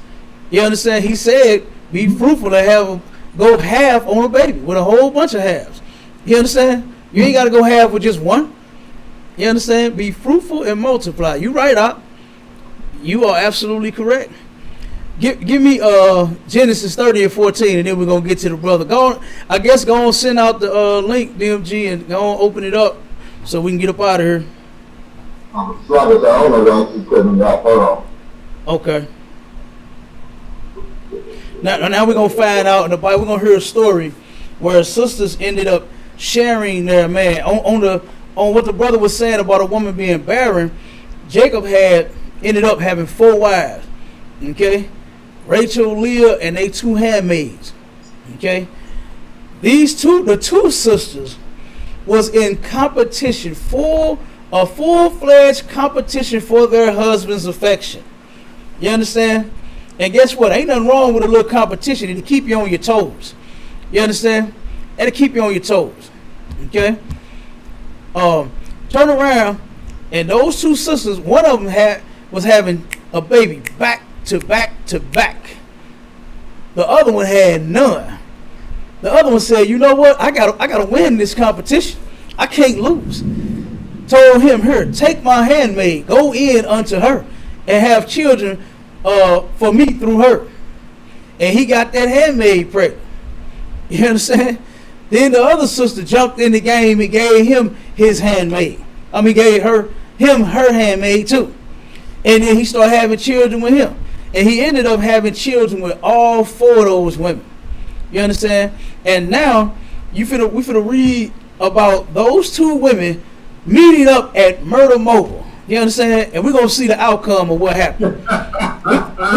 We're gonna see what happened. Hey, Cap, you is killing me talking about Murder Mobile, because only people from St. Louis know. Only people from St. Louis know it goes down at Murder Mobile. You understand?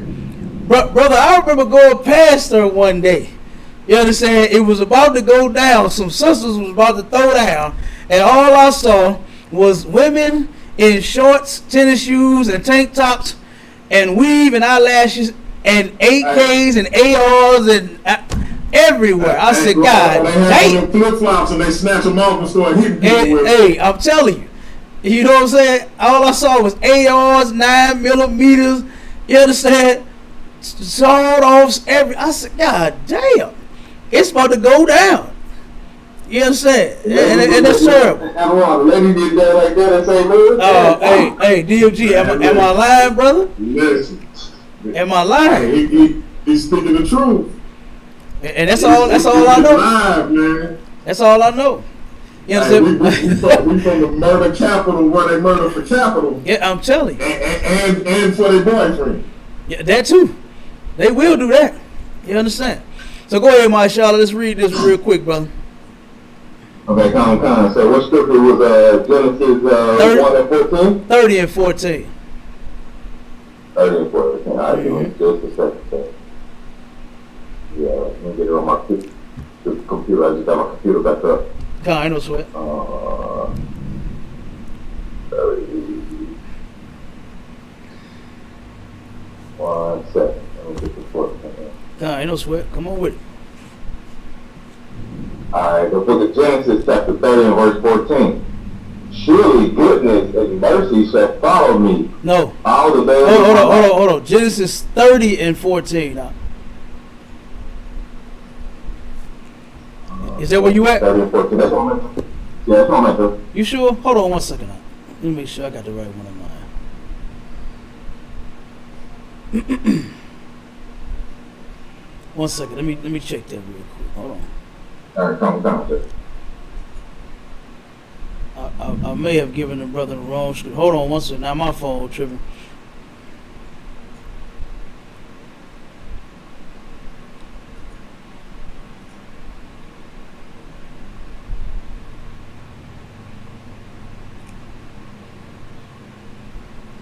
All right.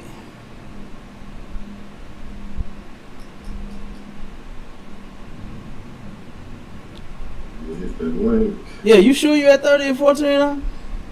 I'm fine. So I went to the book of Genesis, chapter 30 and verse 14. And it says, surely goodness and mercy shall follow me all the days of my life. Okay, stop right there. Just stop 1 second. Hold on. Yeah, no, you obviously in the wrong spot, brother. Check your computer. You got me thinking I'm crazy back here. Check your computer. Make sure you're at Genesis 30 and 14. I'm gonna go ahead and read it for time's sake. You understand?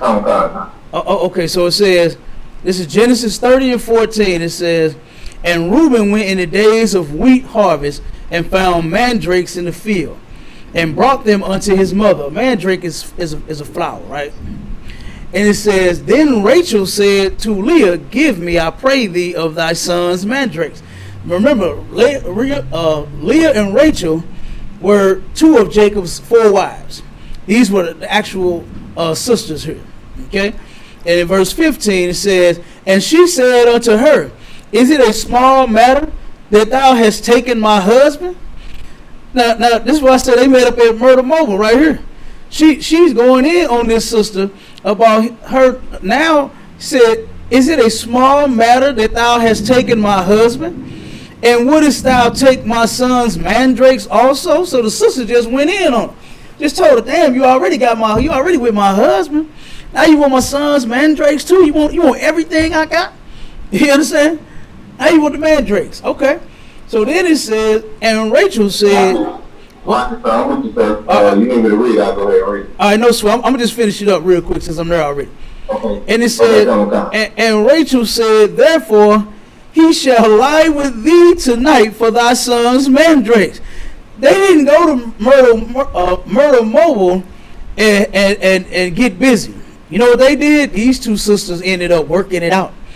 And it says this, and Jacob came out of the field in the evening, and Leah went out to meet him and said, thou must come in unto me, for surely I have hired thee with my son's mandrakes. And he lay with her that night. See, it didn't go down like when it go down at Myrtle Mobile. You understand? They didn't fight. They didn't pull each other weave out. They didn't bust each other's head. They didn't pull no pistol on each other. She said, you know what? You already got my man. Now you want the mandrakes? She said, but you know what? I take these mandrakes, but he coming with me tonight. You understand? Those sisters worked it out. And Cap, go ahead. This what people miss. They were literally sisters. Absolutely. Same mama, same daddy. Absolutely. You know what I'm saying? And they worked that out. They didn't bust the windows out his car. They didn't do that to their damn man. Oh, they didn't do this man wrong at all. Sit your $5 ass down before I make change. Damn right. All right, come on, we can open it up now. Go ahead, DMG. Come on with it. Hey, Reverend Dollar B. Green, my master teacher, come on in and tell us what your take is on this conversation me and the great Cap 10K have. Well, yeah, man, I'm just saying here with a pad and a pen, taking it all in. But I just think that besides the biblical narrative, if we're going to talk about the psyche and the psychology of women, it's like, in one sense, they know that men are predisposed to having more women, but in the other sense, it's like, yo, you better not have it at the same time. I think that I always tell women this, and I always tell women this that I know, that I come across, and I tell them, if you put 100 men in a room and 100 women in a room, those 100 women is at most going to pick 50 of those men. And what's going to happen is the other 50 of those men are just left out in the cold. Mm-hmm. Those women, they don't even care about the guys that left out. Right. And then it's like, so, but then leaves 2 women to 1 man, right? But after they don't pick 50 of the 100 other men, they don't tell that man, you just better have me. But in the back of the man's mind is like, well, if I choose one, it's not like the other one is going to go get the guy that y'all didn't choose. Exactly. Mm-hmm. Exactly. Telling a man that I chose you, but I want you, even though the rest of us want you. I'm not going to get the other guy, don't play, but I chose you. What, like, it's the biggest contradiction. I think, number 2, when I have these discussions with women, I tell them, like, listen, you don't realize how small North America is and Western Europe is to the rest of the world that has still practiced, whether it be prearranged marriages or polygamy. Y'all don't really like, what's wrong with you in India? And as you know, I'm not a fan of India. What's wrong with you in a lot of parts of Africa and China is still like rampant, right? So it's like, which one is it? So are we discussing human nature or cultural edicts amongst the geographical locale? You know, cultural practices. So, you know, there's so many different dynamics that play into that. You know, you know, at the Andre School of Financial Literacy and Polygamy Science, where our slogan is we make lives and change lives one day at a time. I just try to tell them, like, listen, man, like, listen. I got to talk for that great institution. That's us, where we do the Lord's work. But nah, the thing is, look, that's a conversation. See, you know, like me and DMG know, Captain K hides behind that star, that shield, and the Hebrew Israelite faith. So he could say that, right? Me and DMG can go out on the street corner and say that, like, without using that Bible. Like, we can't do it. Cap can do it because it's a part of the doctrine. We can't do that. You know what I'm saying? Like I told Captain the other day, I said, one day I'm going to infiltrate that cookout and I'm going to infiltrate the Passover. And I'm going to lead with some of them. I got my Hebrew name already figured out. Because, like you can't do that. You can't tell a modern Western woman who's educated, sophisticated, like, yo, you know, God kind of like wants me to have you, your cousin, your best friend, your hairdresser, your nail technician. You know what I'm saying? You can't do it. But see, Cap can put on his headband, his shield, his boots, his fringes, and be like, yeah, you know, that's what the Lord wants.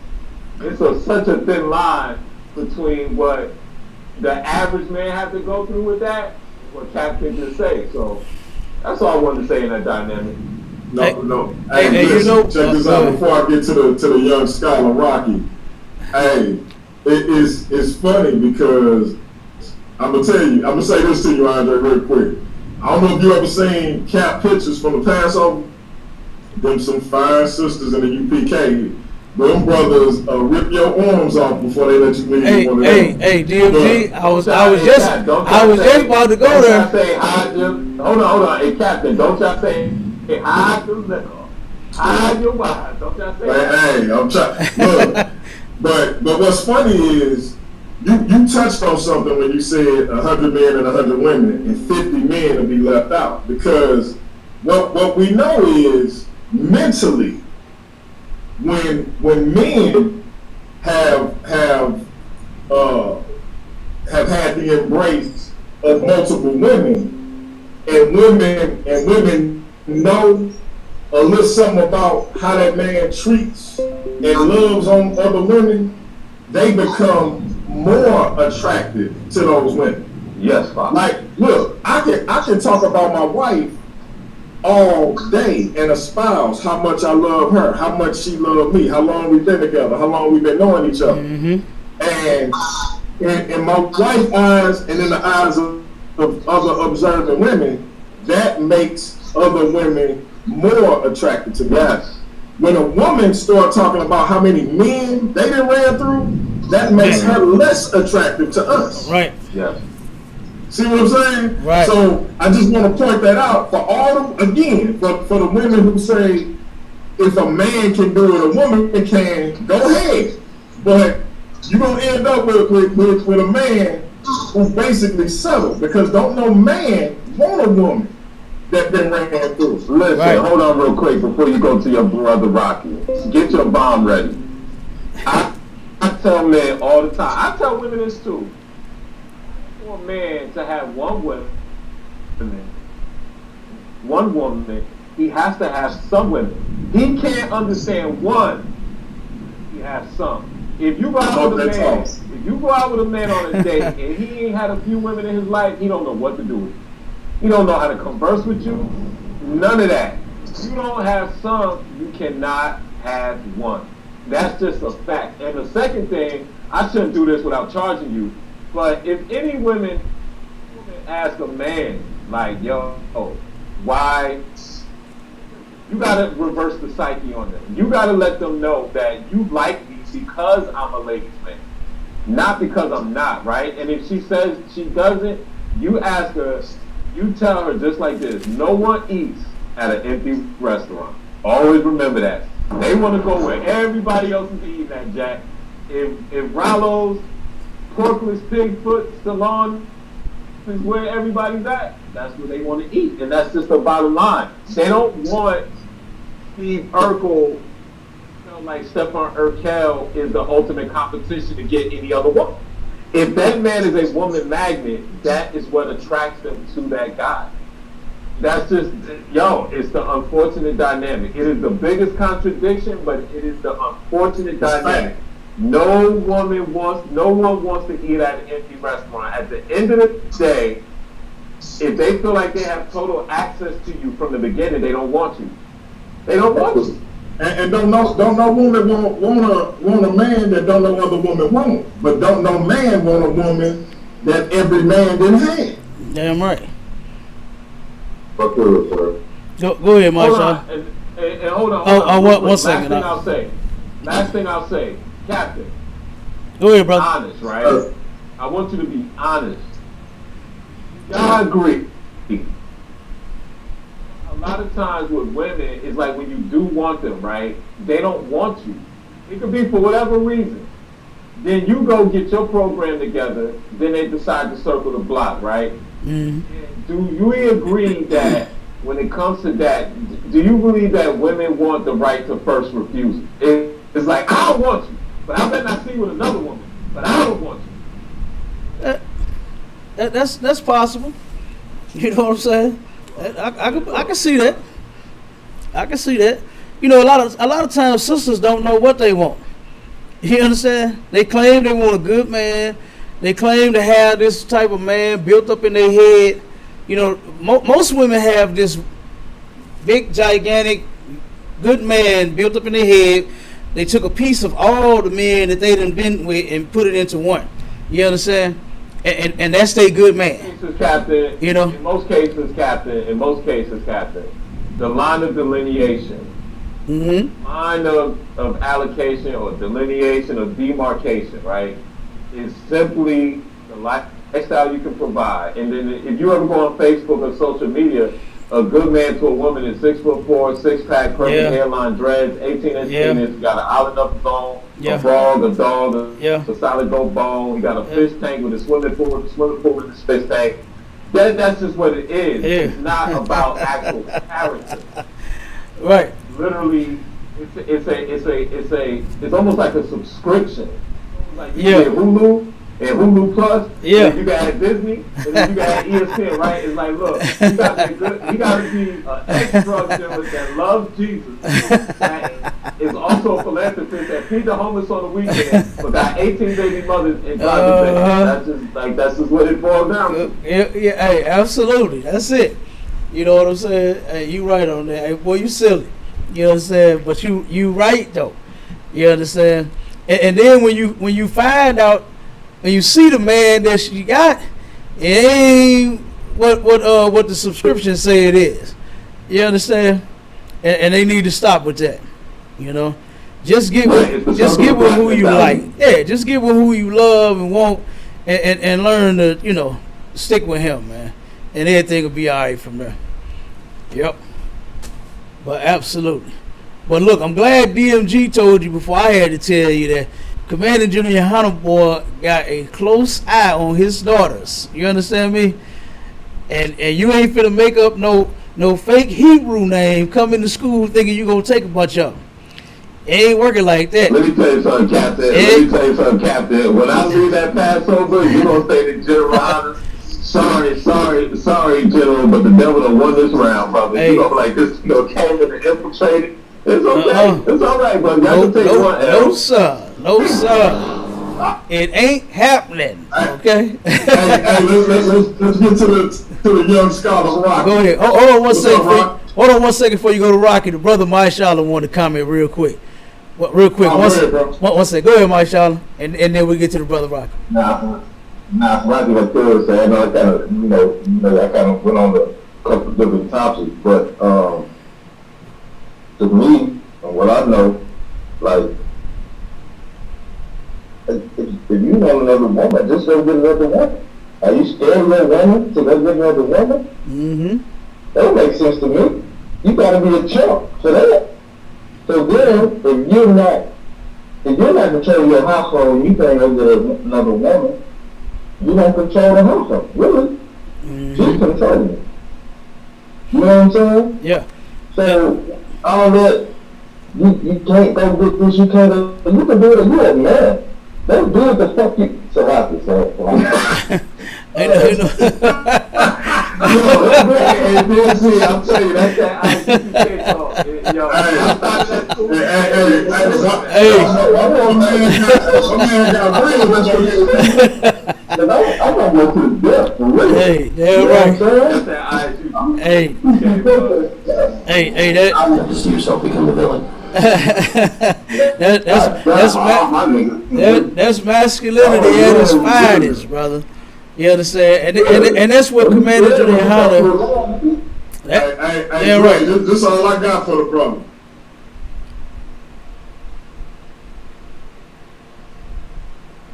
Hand clap for that man. Get a lot of round of applause, man. Salute.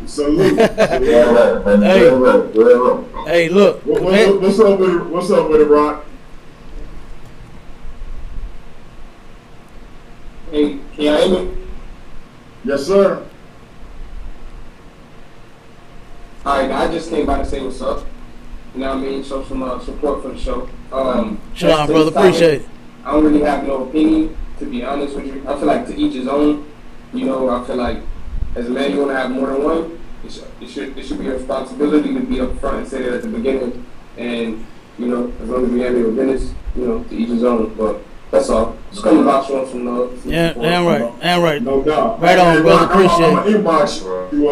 I got a conversation. I think you might be interested in. You familiar with not Ratchet Craig, but the other Craig? I had not that familiar. I spoke to him recently, but that was like, you know, my first conversation with him, so I don't really know, you know. Okay, you know, he Israelite. So I figure y'all can chop it up on something along them lines. Very intelligent brother though. So yeah, I mean,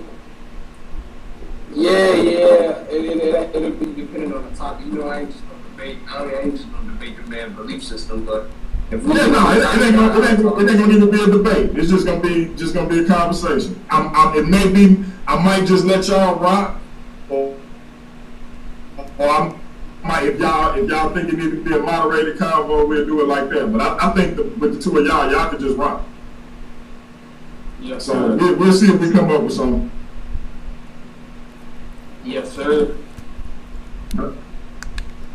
All right, man, I definitely appreciate you coming through as always. Damn right. What happened to the sister, DMG? The sister that wanted the link. I don't know. I had sent it to her and told her to come in. Let me see if she in there. She didn't respond. Yeah, she ain't even responded. So, yeah, I guess she ain't coming in. So. Oh, okay. No sweat. We ain't got nobody else. Check this out real quick. We ain't got nobody else. We can let everybody close out. I got you real quick for you. I'll let you know right now. It's a Kanawa. This dude will play Sakanawa. Hey, he did. What's the Kanawa? What's the Kanawa mean, Andre? Man of many wives. Wow. Listen, I'm in there. Oh, Next man. class, I'm in there, man. We gonna be in there doing the Lord's work, bro. Hey, Don't worry about it. I'm gonna get to a Passover one of these years, man. I gotta get my brother Cap a bottle. I'm gonna do that anyway, but I gotta get to a Passover and see my brother Cap in his regalia. Yo, I'm gonna break discipline and I'm gonna drink that wine and I'm gonna eat that lamb. I'm leaving Yes, about yes, 4 sir. Yes, sir. I'm gonna get the one before it's all over. I'm not foolish. I mean, before you close it out, DMG, don't think the Passover is just about drinking, right? Like, No doubt. It's a whole lot of brotherhood, man, and a whole lot of sisterhood. Damn You know what I'm saying? And you hold it down to kids, and you doing a whole lot of things. It ain't just about drinking. You know what I'm saying? We gonna eat that lamb. We damn sure eat that lamb. You know what I'm saying? We damn sure gonna do that. But the brotherhood has been shown. You got brothers coming from many states. And you got brothers coming from California, coming to Florida, from New York to Florida, from this and that. That's brotherhood, man. You don't get that in the black community, man. But you do find it in the ISUPK. You know what I'm saying? Yeah, right. You damn sure find that. And I get up at any point in time and go find my brother. Like Captain the God. Lord Bedlam caught me right now and I'm getting up and doing whatever you need to do. Because that's brotherhood. This is what we have in this school. Everybody don't have it. You know what I'm saying? So I learned right there. That's facts. Yeah, That's right. facts. I was hoping. Andre, I'm gonna hit you up about the podcast, man. I still want to get that No interview. doubt. Yeah. But I've been to y'all cookout in Harlem before. I don't drink lamb, but in order to get some of them beautiful, Sakatawa will be in the building. You better believe that, Jack. Yeah, all right. Hey, I was hoping that sister Miss Lamb came in. I seen her in the chat on your other show. You talking about Monica? Yeah. Talking about Monica, Andre? Oh, that's the one who was trying to get in. No, that was Mika, the sister who you talked to on that "Is Sex the Most Important Element" show. Okay. Monica Lamb is what I was telling you was part of Dagger Squad. Yeah. Okay. Yeah, because I see Monica in here tonight. Yeah, I see she had something jazzy to say. You know, said in the last. Classic Craig in the building. We got a fellow Israelite in the building. Classic Craig. Yes, sir. Representing from Dallas, man. What it do, panel? What's up, man? Shalom, brother. What's cracking? Hey, real quick, Cap. You should have seen Classic Craig actually going at Sabio on your behalf, man. I meant to tell you about that. I forgot. Yeah, I think I heard. What's up? I heard him say it. Hey, man, let's not talk about Sabio, man.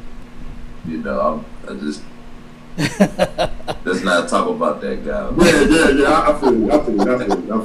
You know, I told him. I was trolling him earlier. I kept on TD Jakes in the back chat, and I watched him have a meltdown, man. Issue, man. Good night. But anyway, I got this, man. I got a question for Cap, man. And shout out to Andre, he a hater. You know what I'm saying? You know he cooking stuff like. But I gotta say this for you. Man. Got a question. You know, so. All right, I asked you before about your wives and stuff like that, you know, and how you manage. You see what I'm saying? But as a man, you get ready to kind of like pretty much have your individual time with each and every last one of your wives. How should a man who is a polygamist make himself available at that point in time? If you get understand what I'm saying. Cause I gotta say this though, honestly, like it take one hell of a man to do it, have all the women, because women territorial as hell when it comes down to what they feel is theirs, especially they men. But I just want to know, how the hell do you do it, too? Because there's very few people I know, especially people that look like us, that are polygamous, that have a successful relationship with it. You see what I'm saying? I got you. I understand. Captain K, man. Captain K. I understand. Have you seen Animal Planet when the lion is in the jungle and he got 7 of those lionesses around him, and he turn around and roar and they all jump up and get in line? Hey, listen, our sisters, you right. They are territorial. You understand? They are lionesses. But guess what? But the man is the king of the motherfucking jungle. You understand? And that's what you gotta be. You understand? And I ain't saying you gotta be mean or cruel to them. You understand? But you gotta turn around and learn how to tame that. You understand? Sisters, they come with that naturally. You understand? To where they just are jealous. You understand? Think about something. Take a man out of the equation altogether. You ever been like at a party or a club and a bunch of sisters are sitting around and one badass sister come in, dressed from head to toe, hair done, looking good, smelling good? What do those women that's standing there together say about that sister? What they say? They say, she thinks she cute. You understand? Look at her. Yeah. They instantly go in on her. Ain't no man even involved. Women are just jealous of other women, period. That's why we read that scripture earlier, that a grief of heart and sorrow is a woman jealous over another woman. You understand? All sisters, they come like that. You understand? Even the ones that accept it, they still may have a little jealous tendency here and there. Might say something off the wall or whatever, but you have to deal with it. You got to correct them. You understand? You got to teach them. You understand? You got to lead them and guide them. That's your responsibility, for you to teach those women and to help keep them in order. You understand? The Bible says that there is nothing much more worth than a woman's mind that's well instructed. And I'm paraphrasing. You understand? So that's the man's job. He got a duty to turn around and what my man say? Samuel L. Jackson, it's my duty to please that booty. You got to do that, and you got to teach them sisters. You understand? You got to. You understand? Hold on, Cap. I gotta do it, Cap. I gotta do it. I'm just saying, you got to deal with it. You got to see them. You got to spend time with them. You got to do all of that. You understand? Go ahead, brother. What's the brother name? What's his name? Patrick Craig. Yes, sir. Have you ever got to her at that time? Have you ever had a woman over here and a woman over there? Yeah, I kind of. That's how you do it. That's how you do it. You just do it. Right. Now there is a way. What's this brother man, Cap? That's my Shala, Officer my Shala out of Atlanta.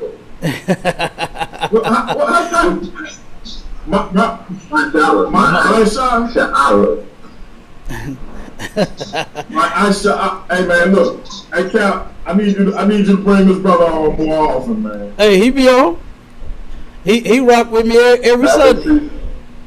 Yeah, I be sitting. Yeah, I sit back with Cap all the time. That's where I get this shit from. What you mean? He's saying, you ever had? Yeah. Hey, simple as that. Hey, you ever dealt with the Craig? Like, yeah. That's how you do it. Then already done it. Then already done it. To it, man. Y'all niggas stop asking.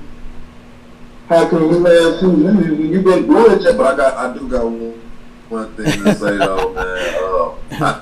I just know a lot of Negroes, man. When they like, I walk in my partner house, man. All the wives fighting. You know what I'm saying? And he's like, bro, right. I spend like over your place. You know what I'm saying? Oh man. So you know, it always amazed me when I've seen. Hey, I'm gonna tell you this, Craig, and I ain't even. You know, I only deal with my queen, and baby, I seen you in the chat going crazy. If you're still watching, you already know. It's just me and you. Calm down. I'm simply saying that this ain't nowhere in the Bible, and I believe Cap is correct. I ain't say I wanted to do it. I just said it ain't against the Bible, and that if more brothers knew that it wasn't against the Bible and it wasn't nothing wrong with it, we'll have less confusion in our community, because the big issue is people telling brothers and sisters that it's wrong, and it ain't wrong. It's just a preference. Damn right. So that's all. So when I come up there, don't be telling me I can't suck your toes because I agree with Cap. Don't be doing that. I'm putting that honey on there. So let's get that straight. But real quick, Craig, if your brother got multiple wives in his crib and he asks you to spend the night over your house, he the problem, not the wife. Because if I got multiple women at my crib and they all my women, I'm not spending the night at none of y'all crib. I'm saying. Right. He don't know what he doing. You know what I'm saying? And most certainly you shouldn't be leaving women there to fight and you go somewhere else. No. Yeah, that don't even make sense. That don't even sound right. I don't want my women fighting at all. You understand? And they don't have to live in the same house. You understand? You don't even have to do I'm that. just about to say. You understand? They shouldn't be living together. Mine got their own cribs. You understand? They do not live together. You understand? None of that. So I mean, you know, some people. Let me tell you something. Oh man, Cap. Go ahead. Cap might punch me through the screen, but I done seen several times, like on social media. I ain't gonna say which one. Cap be like, "Here you go, baby. Delivering dinner." Then next thing you know, hour or two later, here you go, baby. Delivering dinner or flowers and a card. A couple hours later, here you go back. I'm like, man, Captain K is the motherfucking man. And I'm done. I'm done. You know. And I definitely ain't gonna punch my brother through the screen. I definitely ain't gonna punch my brother. Yes, you can. Go ahead, Come on. I do gotta say this though right here. Captain TPK, man, it would be an honor if Craig and Craig Law Firm could do an interview with you, Chief. Me and my retarded atheist brother, Ratchet Craig, who's going to hell, you know what I'm saying? We gotta save him because he need help, you know what I'm saying? Y'all want to join, right? You know, he all guys, you know, suit up and stuff like that. He said you guys are on code, you know, stuff like that. He like how y'all rank go and stuff like that. He don't lie when he come up here. He gonna lie. He probably gonna cuss me out, but that's alright though. You know what I'm saying? But I would love if I could get an interview with you, man. You know, so I can talk and rap stuff like that. And you know, it just we gotta talk about, like, Ratchet and me really got to talk about the man who can take on 1,000 men. You know what I'm saying? We gotta talk about that. You know what I'm saying? We gotta talk about the tenacity and the ferocity, which is Captain K. If you allow Craig Law Firm to do that, Chief. Yeah, and I appreciate. Cap hit them. There was only one of them. You was like, I gotta interview that brother. Man, it's like I'm gonna tell you this, man. It was, you know, because I got a friend who used to be in ICIU, right? You know, the purple PD. That's what we call it. The purple PD. That was like, I showed him the video. He said, "Yeah, man, that was." That's why I tell JJ, shout out to JJ.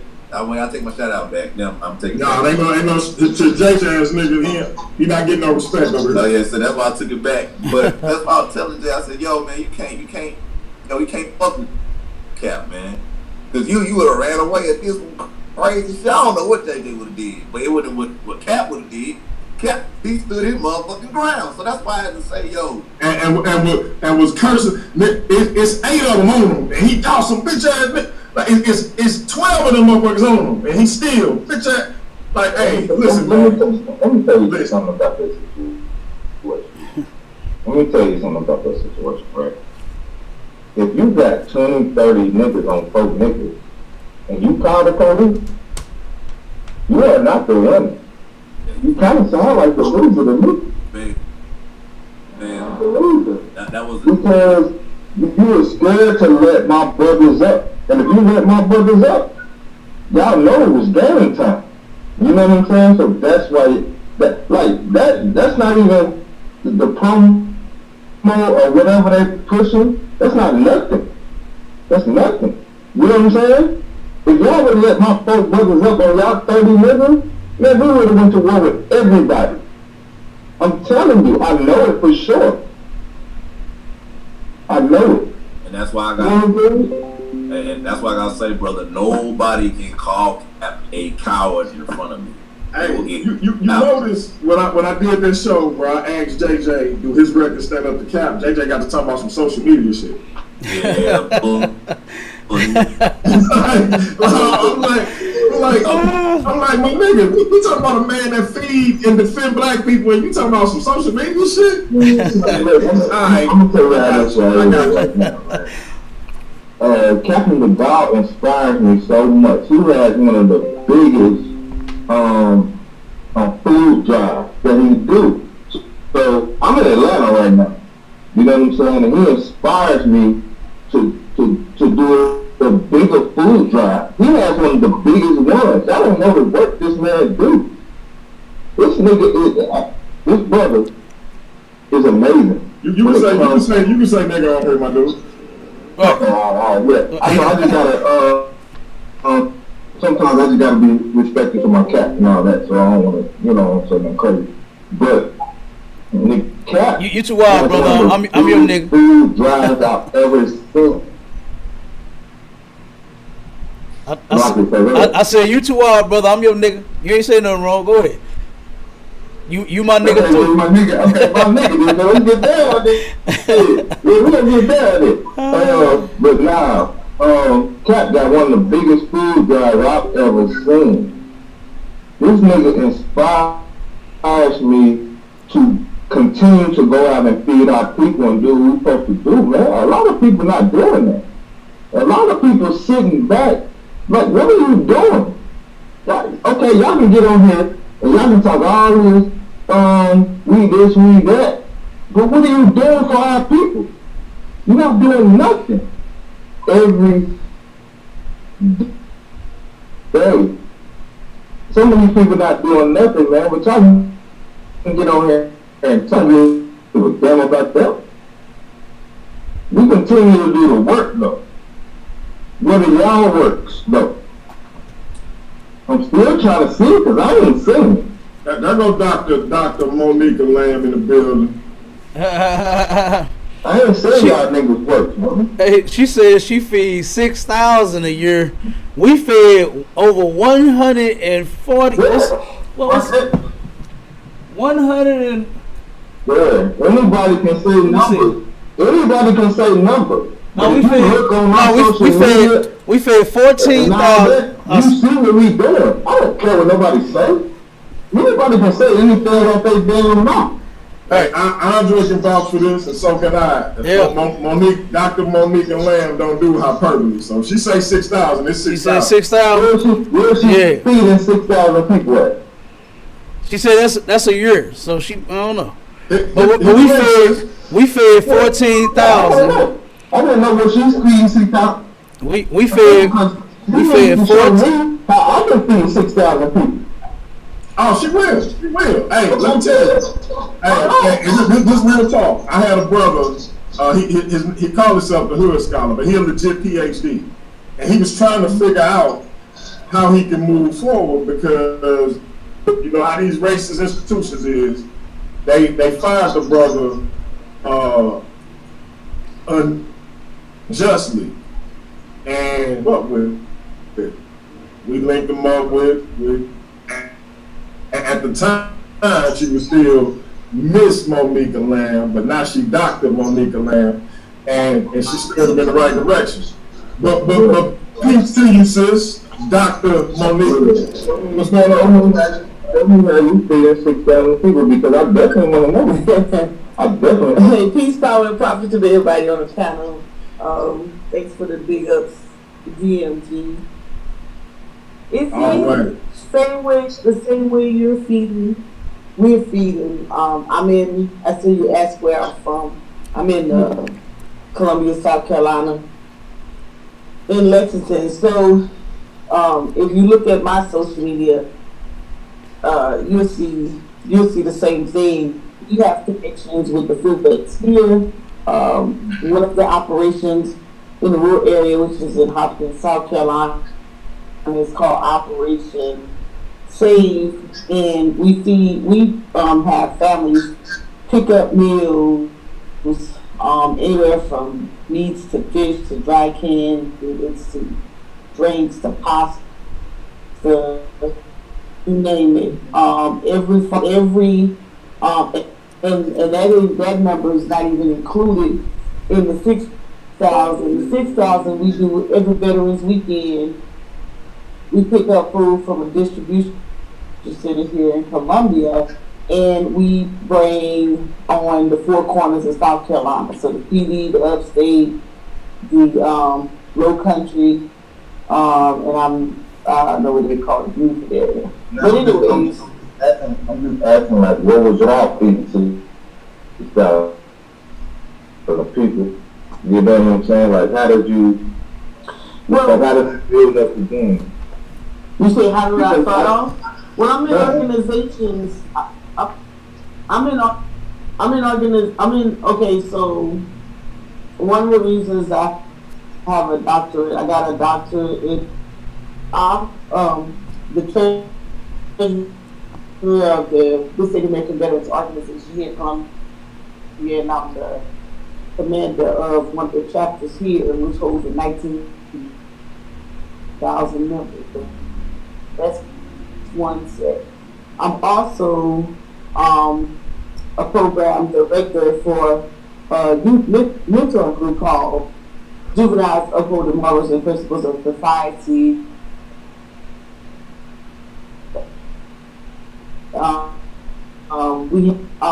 Where we go out and mentor and actually best classes with the kids.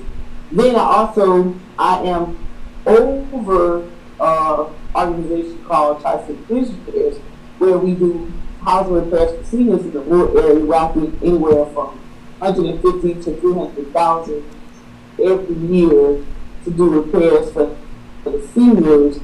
So that's another audience that we have. I'm also affiliated with a program called School to Hope Feeding Program, where we feed after school, and we also feed during the summer. And this year we're taking on a project where we will be feeding homeless kids. So I'm affiliated because I'm a community organizer, and that's all we do. That's good work you're doing, but you said you're in South Carolina, right? You said, but I want to hear what's coming after that, but.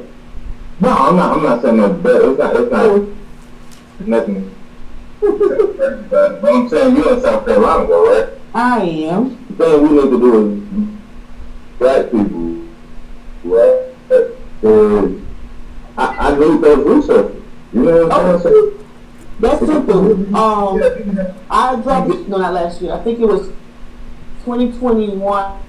And I did a show back to track a little bit. The USDA had that they house either at the social services in your state or Department of Education in your state.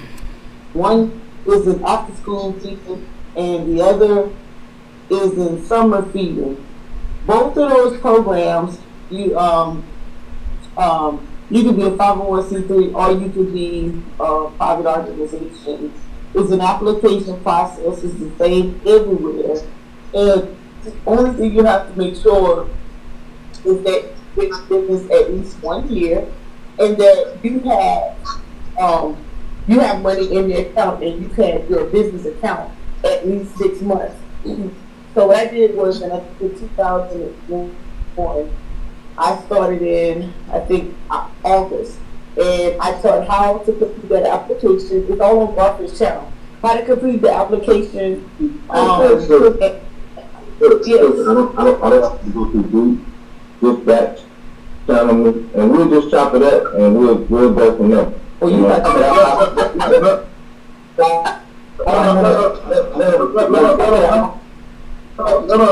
finish, bro, because this actually some important information, and she do teach every Wednesday over on Garfield channel. You familiar with Garfield Academy? But yeah, go ahead. So we're gonna. I'm gonna make sure we link you up with her, either directly or through chat. Right. So yeah, let me see if I can make it start. Okay, yeah. So those two programs, once you complete the app, you've been in business a year, you complete the application program, then you're allowed to be what they call a sponsor. And what you do is, if you are near schools that have at least 51%, you can lift it up, in those areas. So way, it you could be. There's a program called Network for Food, I think it is. I think I may have it right. And you could partner with any food bank.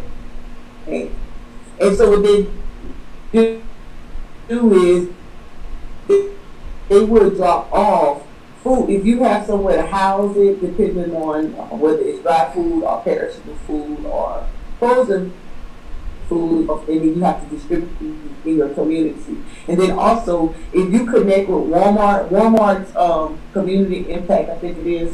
If you connect with Walmart, Walmart. Yeah. Got a situation called like front door, but so we can go. Okay. There's a part on there. There's a part on the front when you go through front door. There's a part on there, and then if you want to distribute the items, so you could be a place where community people could come to you and get free items. And also Amazon, the same thing. They will ship pallets of things that people either ship back or didn't or just overflow of items that they may have. So I guess I say that to say this is when I started doing, the reason I got involved with Garfield and urban economic empowerment, because I knew we were doing a lot of things in our community that people could duplicate in their community, because federal programs are the same everywhere, the books are the same, regulations are the same, everything. And so that's what I used to go step by step on how to actually do that. So that's why when you ask how many, how can you do that? And then once you get someone who's actually involved, then what you do is, you want to kind of be a protege to that organization. And so that's one of the things that we're going to be starting to do in the upcoming years, is those individuals who are interested in getting those programs off the ground. Once you get those 501c3s in place and you're there for you get those business accounts, and you know how to make money for you, and then also learn how to also start to become your own lender, then amen, the sky is the limit. The money is there. A lot of people say that the government, when they get grants, the government tell you what to do, and actually, government don't tell you what to do. You put your program together, and you tell them what you're going to do, and they just hold you to your own stand. I gotta drop a bomb for my sister, Dr. Monica Lamb. She ain't changed it on no screen yet, but hey sis, I gotta ask you the question of the day. How do you feel about marrying your man? I'm not serious. Oh, sis. Don't beat me up. I'm not serious. Hey. Why not? Listen. If he can evenly distribute the loving, why wouldn't you share? Why you gonna let another sister suffer from not getting good loving when you can share yours? Oh, listen, it's something about having to come there. Listen, and I know what y'all gonna say. Well, you probably share them anyway. But what I don't know won't hurt. Because it is something about. Let's check it out, right? Let's say we all in the same house. Right? He come and lay with me for hour or two. Then he go lay with her, and then he go lay with her and her and her. And then he What, come back. what if she got her own house, Sis? What if she got her own house? We in separate houses. He doing it anyway. He's doing it anyway. You know what I'm saying? I definitely don't want to disrespect nobody, right? So, if you was with a man and you couldn't have no more kids and he wanted more kids, would you let him go? That's a good question. No, we That's don't. a good question. So Hey Cap, I like this brother. I almost like this brother as much as Officer Cut him up. Oh yeah, that's my brother. This brother asked a good question. Damn right. I learned from the best. For real. So initially, I had already had that conversation in the beginning, and so one of two things would have probably happened. He had to change your heart along the way, and we already decided, there's gonna be some things that I can tolerate compromise, and I probably just not gonna be able to deal with. So if we had, I wouldn't do it. I wouldn't do it. Give me a second. Oh, what would you do if he went out and had another woman and had a baby? What would you do? Would you leave him? No, it depends on I wouldn't leave her because I don't have an issue with babies. But if he decides that You don't have a living again, right? oh no, I'm not doing no sex. Right? I can't do But if a man, Hold on, walk with the brother though, I'm sis. walking. I'm walking. If the man was with you, right? Y'all been together for however many years or whatever, and he went out and had a baby by another woman, you would stay with him or would you leave him? It depends. If he decide he want to go and be with that woman, then we would split ways. But if he had to take care of I'm gonna crucify him. I ain't gonna crucify him because he went and laid down with Whoa, wait. Hold on 1 second. Hold on 1 second, my Charlotte. You said hold on. She said she not gonna. Hold on 1 second, since I'm trying to understand what you said. You said you not gonna crucify him because he laid down with her. Did I hear you correctly?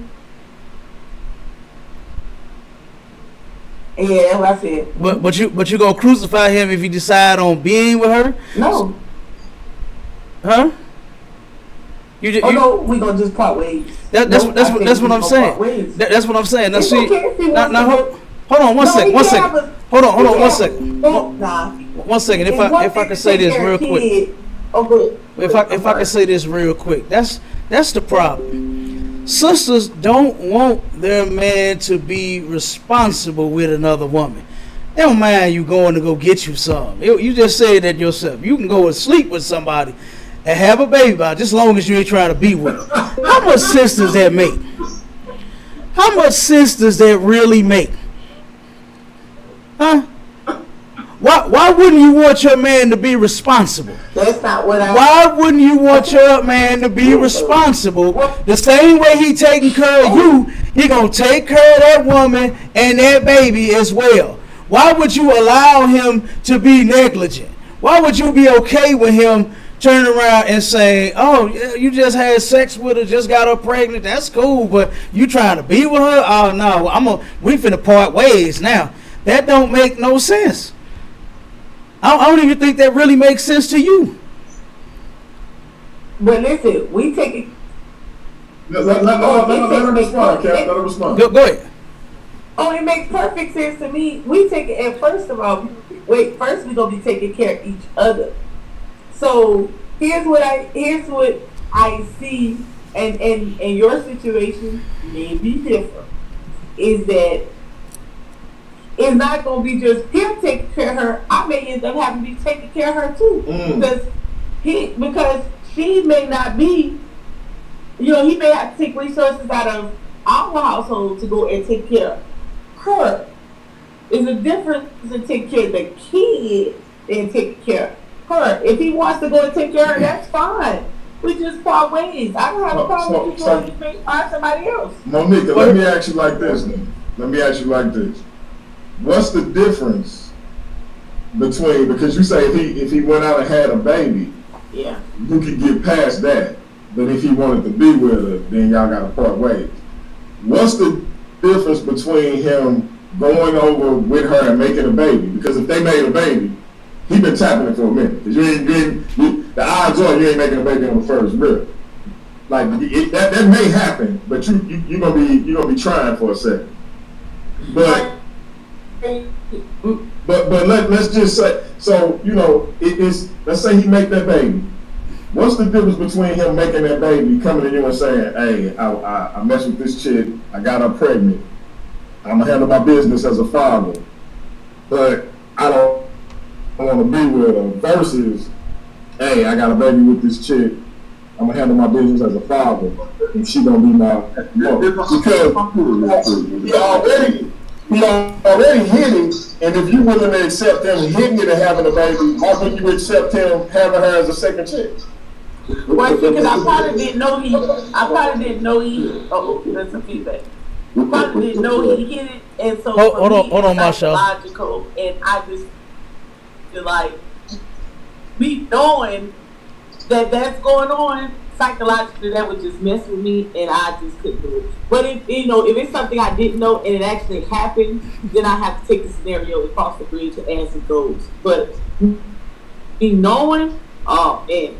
So technically, you would be more comfortable when he was lying to you. Absolutely, she would. Start telling the truth. Absolutely, she would.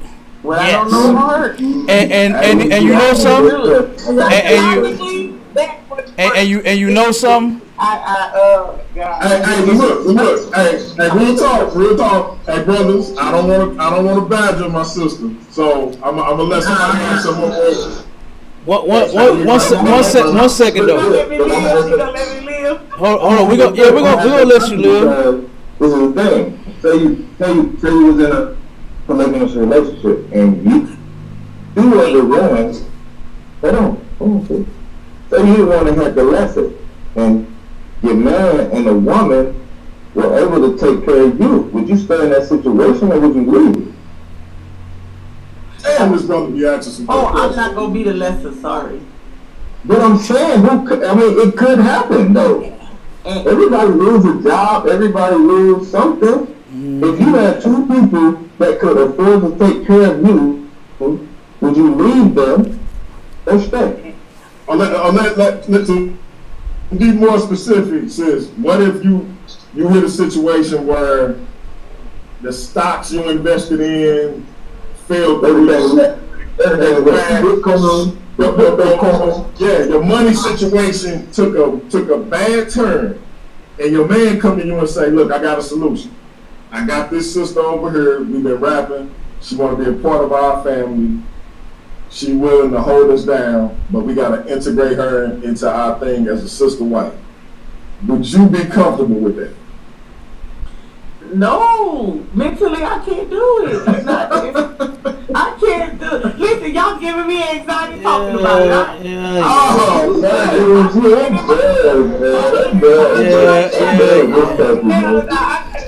You know what? Right. Girl. So it ain't for you.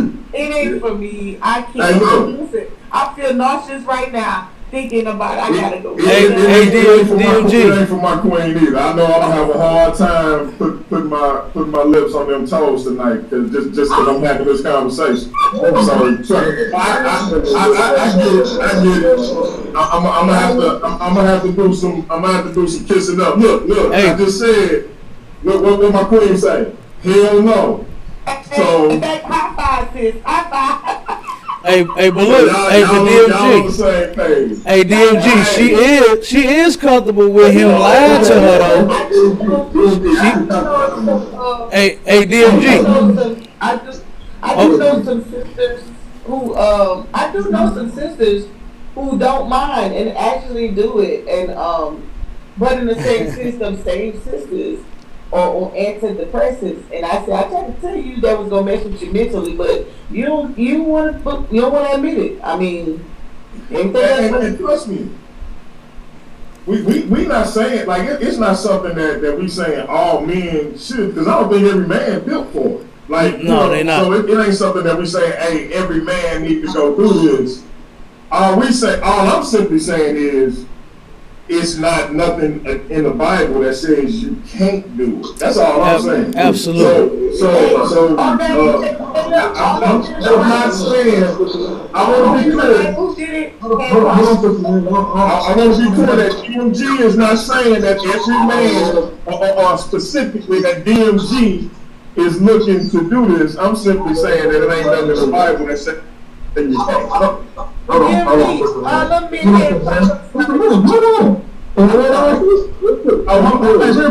Real quick, bro. What was that last point you said, Monique? I said all the men who had, all the women had problems. Okay. I've heard that before. Go ahead, bro. Alright. The Lord told you to be fruitful and multiply. What are you supposed to do? You didn't tell me I ain't talking to you. I'm not talking to you, sis. Hold on. I'm sorry. Yeah, no. You want me to answer that, bro? Like you dealing with a masculine man. You know what I'm saying? You dealing with somebody gonna tell you to shut the hell up. You know what I'm saying? So DMG, if the Lord, and I don't know if you believe in the Bible or nothing like that, but if the Lord tell you to be fruitful and multiply, are you supposed to stop having sex to not be fruitful and multiply? Hey, listen, I ain't about to stop having sex until my heart. Yeah, but if your woman cannot be fruitful, what are you gonna do? We have been fruitful. No, but I'm saying when she said, like, if she stops, right? If she stops being fruitful, maybe she can't have kids no more. Maybe she can't. You know what I'm saying? And when she brought up, what are you to see?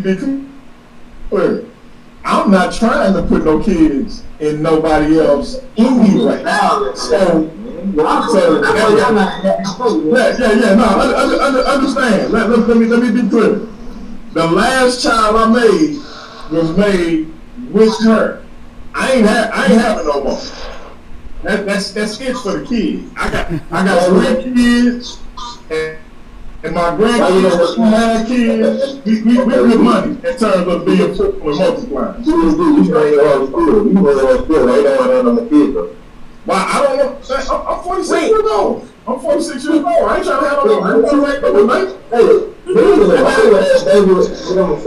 check this out. My partners like my age and older. My one dude, I think Jerry, like 49, and he got like a 2-year-old and a 1-year-old. That shit give me anxiety watching them kids. My youngest is 16. That straight give me. I be thinking I'm gonna have a panic attack watching them little kids run around.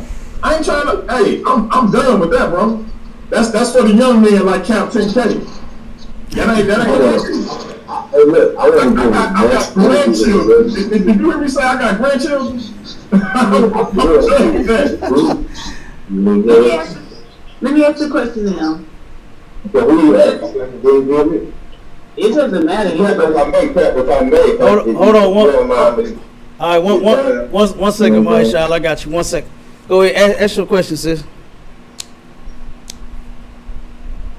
Oh, I was gonna ask, does being fruitful and multiply being the single man, or when I say single, I don't mean single, I mean individual, or is that you having kids and your kids having kids and your kids having kids and so on?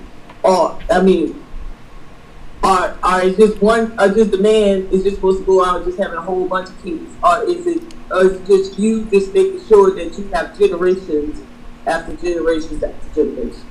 Well, don't say it like just go out and have a bunch of kids. You know what I'm saying? Don't say it like that. Like a man being irresponsible, just out just smashing chicks and just having a bunch of kids. You understand what the Lord was saying? Was to have no. I was just saying. Yeah, I'm just saying. Even if she was, you know what I'm saying. don't even say it like that, because what the Lord was saying was, yes, now you men and you women, y'all together, have sex and have babies and continue that cycle. You understand? So of course the children gonna follow the same thing. The father is responsible for finding, if he has a son, get him a wife. If he has a daughter, get her a husband. You understand? To keep that thing going. Most men want children. Most women want children. I got 10. I want 10 more. You understand? And guess what? I want 20 children. This is where I see it. Then my 20 have 20, and then they 20 have 20. And before you know it, it's 1,000 of us right here in the city of St. Louis. You understand? I got the tribe of Captain DeGaugaboy right here in the city of St. Louis. You understand? So yeah, fruitful being multiplying. The tribe of 10K. The tribe of 10K. It's gonna be 10K of us. You understand? That's what I'm trying to get. 10K of us. You know what I mean? So yeah, that's yeah, damn right. That's for all of us. You understand? That's for all of us to turn around and, you understand, find someone that you love and be serious with and have children. And it's a personal preference as well. I mean, it's not a must that you have children. You understand? You can hold off. You can wait till a certain time. You can not have children at all. It's no sin in that. So, it's like a personal preference. But, you know what I'm saying, as far as the majority, you want to be with somebody, right? So you might as well go ahead and make the best of it and start having some little somebodies, and then when they become big somebodies, they can do the same thing. You understand? And they can have them some little somebodies, and I can have me some grandbabies.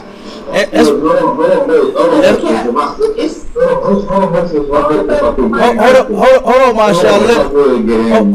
Mashallah. One second. Let the sister.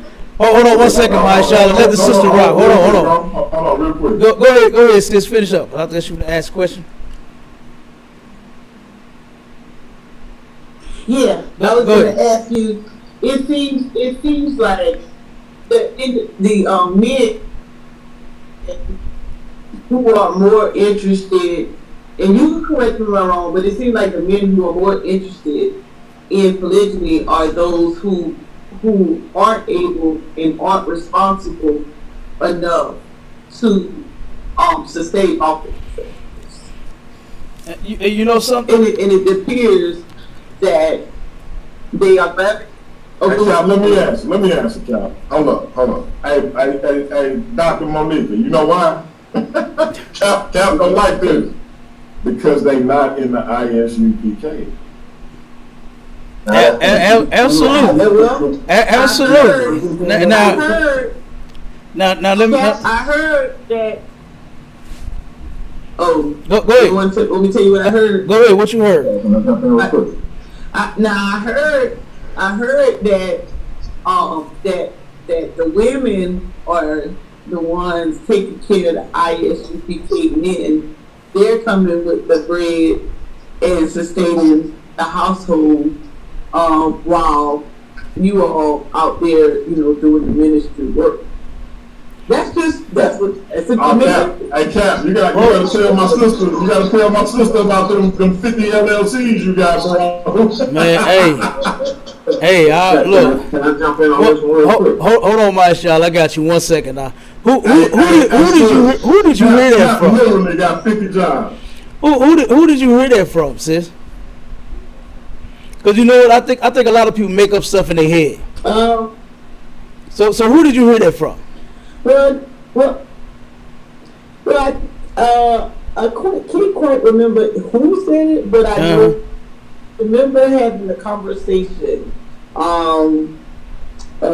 Probably, I don't know, it could be early 2000s, but I mean not 2000s, but maybe early to 2020s, maybe late teens, and this conversation always come up. No. It wasn't on the internet. It was in person. Oh. It was in person. This conversation just don't come up on YouTube. It comes up in everyday life. They were saying how some of those men were getting women who were successful and the women could hold it down. So business wise, you know, they can help with the finances in the house, and that's why the guys were able to get out and do their ministry work so much, because the women were bringing in the bread. It's kind of similar to how, or if it wasn't as far as job was concerned, it was more so that women, if they weren't working, they were able to bring in the government assistance to sustain the home while the guys get out and do their thing. I don't understand. ISUPK, or were they just talking about? They were talking about polygamy relationships, polygamy marriages, period. But ISUPK was a group that came up. One of the groups that came up, yeah. Oh, so like I said, basically y'all just made up something in y'all head. You know, so you ain't really heard that saying that the ISUPK make their women work and we do nothing. You understand? Well, no, I heard it, but you know, I ain't gonna say that on YouTube. I ain't trying to get beat up. No, you ain't gonna get beat up, sis. You good? You know what I'm saying? But see, here's the thing. Here's the thing though. I don't know nobody beat you up, sis. That squad's still up. Here's the thing, man.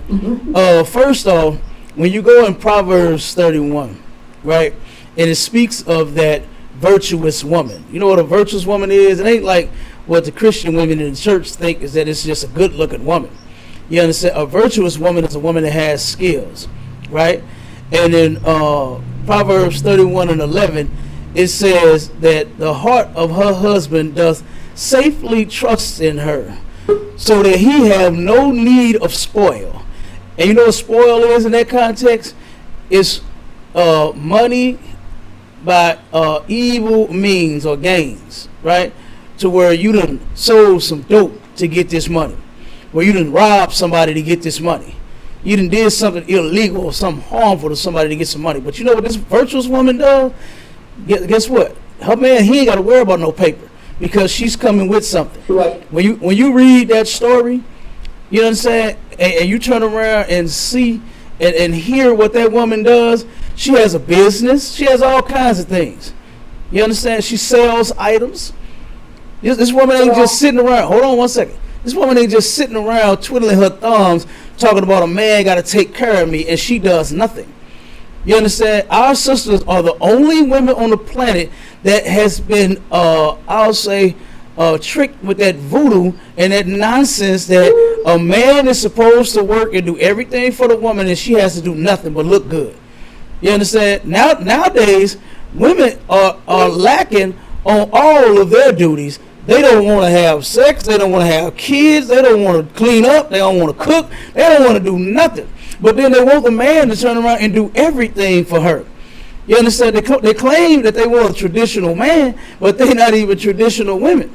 So traditional women wasn't women that just stayed at home and did nothing. Sisters turned around, and guess what? They brought that, just like the example that I gave earlier with the lion and the lionesses. Do you know who does the hunting and who gets to kill? The lionesses does. And the lion sits there and watches them to make sure that nobody bothers the lionesses. You understand? That nobody harms them. But they go out and what they like to say, bring home the bacon, or well, it better be turkey bacon in this case. You understand? But that's what it is. And women, guess what? There's nothing wrong with them contributing to their household. It's nothing wrong with that. You understand? However a man sets up his house, if his woman, it's a sister that was in our school, she just passed away. This sister made $96,000 a year. She said out of her own mouth. You understand? She said, I'll be damned if I let my husband work. This was her choice. You understand? She said he already has enough on him doing the work of the Lord. She said he ain't finna go to work at no man's job. That's what she said. So if that's what she wants to do for her husband, by all means, do it. You understand? And more and more women should think that way. We could turn around and build more together, you understand, by putting the things that we have together and making it grow. Not just turning around and saying, well, the man's supposed to do this, and you got the women working and he's sitting at home chilling, like what you said in the last text, to where men just sit around and do nothing. You understand? I actually inspired my ribs to turn around because I've been owning a business. I've been owning businesses since 2006. You understand? And turn around and now some of them got their own businesses. They got good jobs. They in school. They doing all kinds of things. And we're going to build these things together. Not just take exactly what I got or just what she got. We're going to turn around and make some shit grow. And that's how you do that. And sisters need to change their mindset. You understand? Stop being so selfish with their own man to where you want to turn around and not give to him so that y'all could grow. That's crazy. You know what I'm saying? That's crazy. But go ahead. Real quick. Let me, you know when Cap get on the roll, I gotta hit this.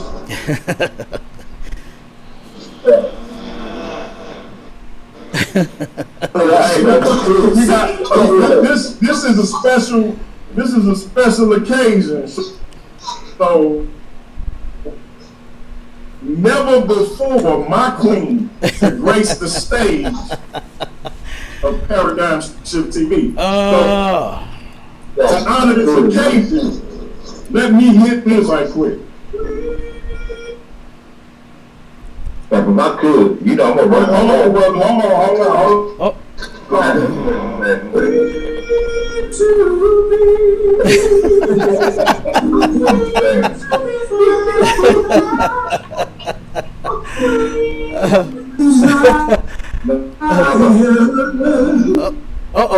Mr. What is player Rico Suave? You know what I'm saying? The player from the Himalaya, get a DMG.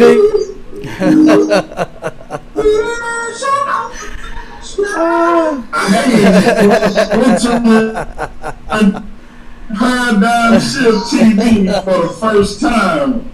So I just need y'all to bear with me on that because it's never happened before and it may never happen again. So real quick, you know. Have that name on there, bro. What's that? How long did you have that? Hey man, I've been having that in the waiting for whenever she decided to hit that link. I know. Look, hey man, I'm like Batman. I got prep time. So Damn. my queen, have your say. You know, women, and it seems like a one-sided argument here in terms of shouldn't treat their man. And for me, I'm a woman that makes a significant salary. I support my husband. I go to work. I believe in some of the traditional things that women do. My husband has never fixed his own plate. I serve him. I don't woman where I go out, I get my money, I take care of home, I take care of my children. But there's also an expectation that is placed on him as the man to step in and to also do his part, which is to provide and protect for us. And when he does that, there's a mutual for another that we honor each other.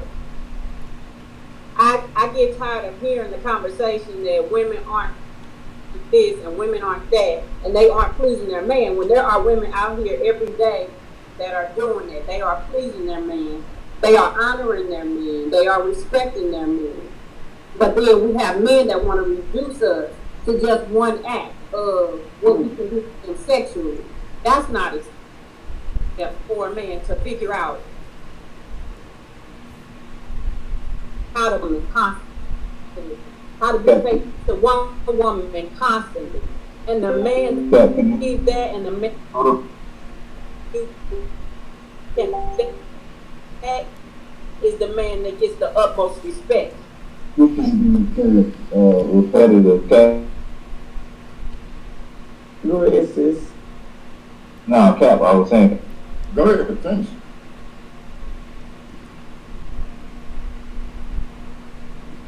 I'm finished. Are you getting feedback? It's a little delay on my end.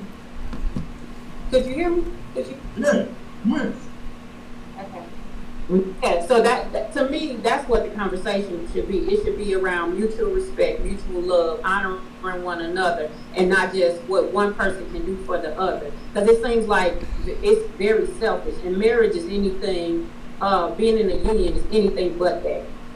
It's always giving. It's always ministering one to another, and that's what we people that are trying to progress and feel. It's how we minister one to another. Well, if I could real quick.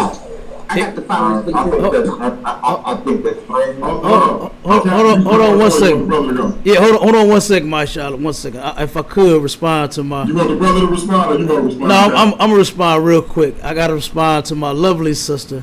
You understand? Big ups to you and what you are doing.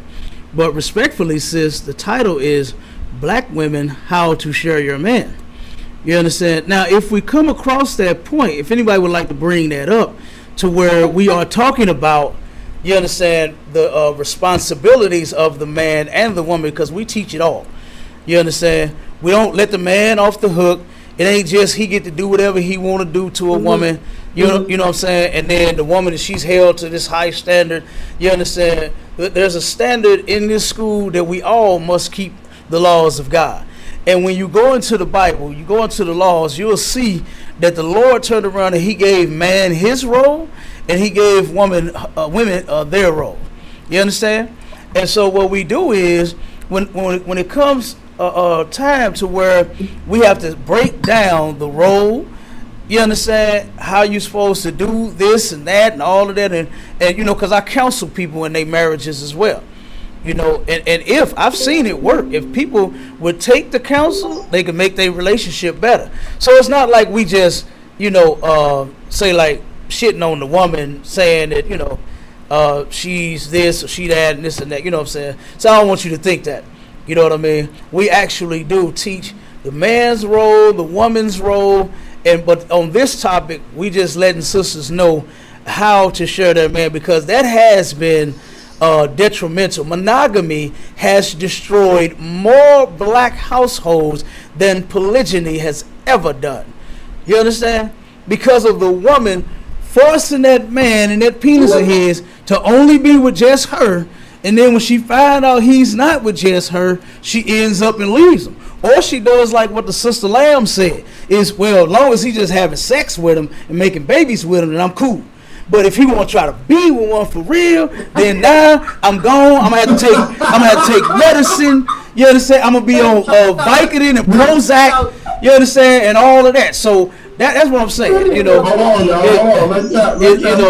Yeah. So you know, like I said, but see what you should want. Hold on. Yeah, no, but I'm just saying, just narrowing it down. You know, like I said, we don't just, you know, tell the woman, just point the finger at the woman, it's all you, it's all, you know what I'm saying? It's our brothers too. In our school, we correct brothers. We turn around and teach them how to deal with one woman first. You understand? That's our goal. We teach brothers how to deal with one woman, because guess what? You might not even be built for multiple. But go ahead, sis. Go ahead. Exactly. It's not. Hold on. Cap, I want the brother to respond as well. Okay, go ahead. My Charlotte, you there, brother? Go ahead. You don't know how to say your name, bro. My Charlotte. My Charlotte. No sweat. Go ahead. My Charlotte, you know me. I get it. You know, I get everything from Cap anyway. So you know what I'm saying? Like, these women get on here and think that we want to do polygamy and stuff like that. Like, we don't hate women. We get more women because we love them. Damn right. I don't think that's a problem for a man. A man should love a lot of women. And like, I mean, it's all on what you can handle. Well, if you can handle one, handle one. If you can handle two, handle two. Damn right. If you can handle 3, 4, and 5, handle that. But a woman, this is the thing, right? I mean, you know what I'm saying? But a woman don't determine what a man do. Right. You don't determine what I do. Absolutely. If I say something, this is what you do. Look, hold on, wait. If y'all want to use a premise of Adam and Eve, right? If y'all want to say Eve came from Adam, you have to teach the bitch everything. Wait. What? Hold on, you just came up thinking she knew everything that she knew. Who had to teach her? Who had to teach her? Who taught Eve what she knew? You asking that question? Yeah, I'm asking you. Let me ask you, if he had to teach her everything she knew, then why did he listen to her? Why did he make a profound? Let me answer that. Let me answer that. I'm finna answer that. And you know. Hold up. Monique doctor, so let me hit this button. Let me hit this button right. Go ahead, drop it and let me answer. And there's other things. You want to?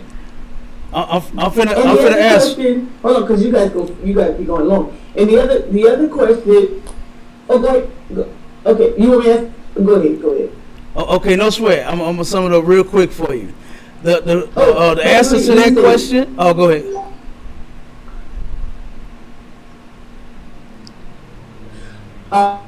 I would like. I think you got a delay with this. I think that's what's going on.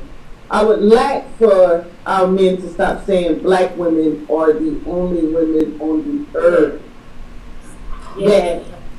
And so on. Because I've been to multiple countries, because I'm retired Army, and I've witnessed women just have them saying a little bit more credit than that.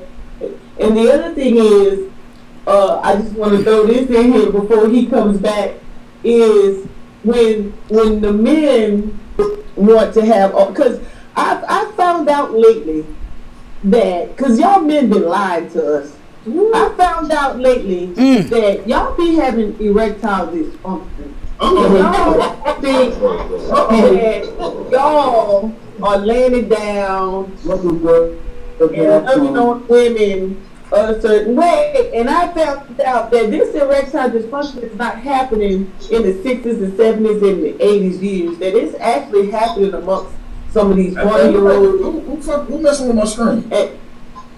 Hold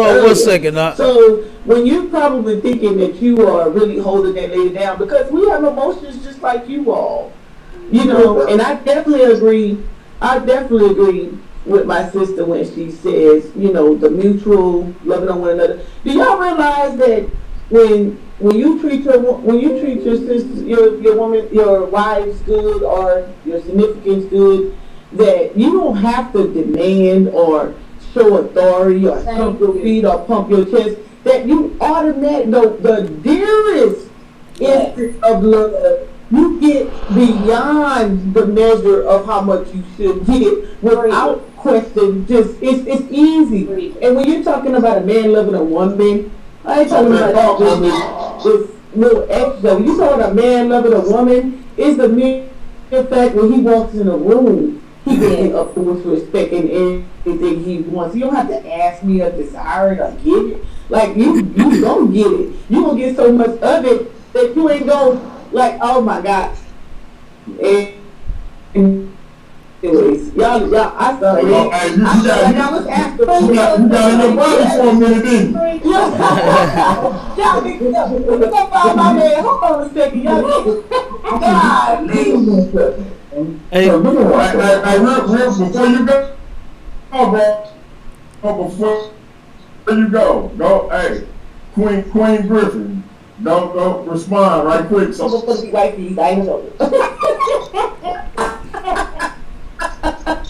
No, I wholeheartedly agree with the sister. Like, babe, you have never had to demand anything out of me because, and the reason I'm telling you in front of everybody, the reason for that is because you have held me in such high regard that I want to please you.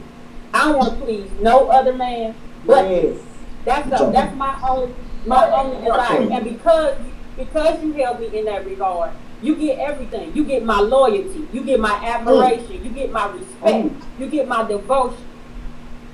You get all of that. You want these, you get these kids. This is our attention as long as it's mutual. This is us. We ride this till the wheels fall off. I don't need you to go get another woman because I'm her. I'm every woman that you need. That's it. She said she's every woman. Huh?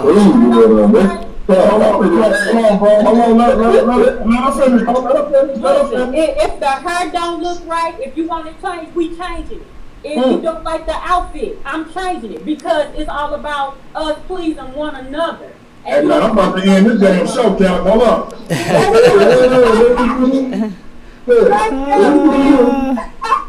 real quick. Now you said that in front of everybody. So when I come up there, you're gonna have the honey in one hand. Yes. And it's just me and you. I ain't. And it's me and you. They melt in my mouth, not in my hand. Go ahead, my brother. Hey DMG, can you hear me? We going on 4 hours, Cap. But what do you have on understand? I don't understand. One second, can you hear me? What's wrong with you, man? Man, y'all don't understand submission. These submissions is wrong. Hold on. I didn't say no understand. No, that's Cap talk, bro. Can y'all hear me? Okay, yeah, I'm coming. Can y'all hear? Oh, okay, my camera had my mic it went out. I was just making sure I was back on. You got a delay on your end? I do. It's delaying over here. Okay, go ahead. Finish up, bro.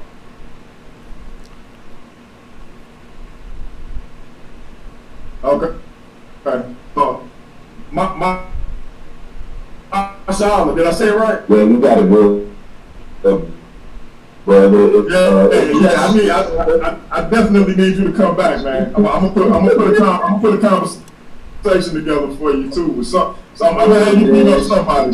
But finish what you're saying. I can't do nothing if Cap don't tell me to do it. No doubt. But finish your statement. Now, what I was saying is these women, they don't understand submission. They do not understand it. Men and women are not equal at all. If a man can lay you down in the bed and enter into you, that's not equality. That's domination. But y'all, I want to be so equal to a man. Well, go out here and fix my goddamn toilet then. You don't want to do that. Go out here and cut the grass. He disrespectful. I'm not disrespectful. I'm not disrespectful. Stop thinking y'all can do what men do. Women are supposed to.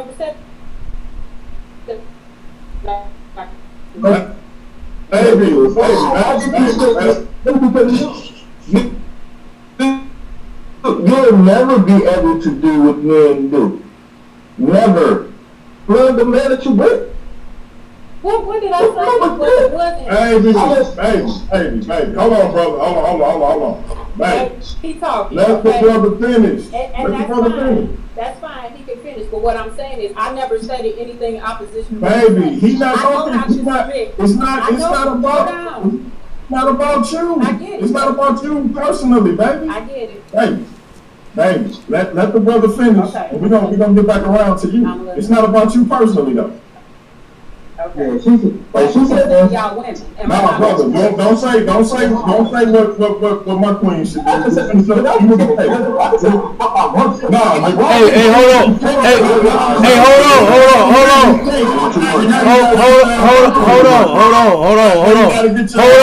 Hold on. One second. What the fuck you want to say? Hold on. 1 second. Ain't nobody gonna tell me they can say what the fuck they want to say about my shit. Hold on. I said, don't tell my queen talking about. One second, if I could. That shit ain't happening. one second, if I could, I apologize for my soldier's outbursts. You understand? You know what I'm saying? But let's you know, if you would, you understand? Like I said, let's move past that if we can. So like I said, I apologize for that, brother. All right. It's all good. It's all good. All right. It's all good. We got nobody from Trust and Believe the Gospel in the building. What's good, everybody? What's good? Shalom, shalom, nobody. What's good? And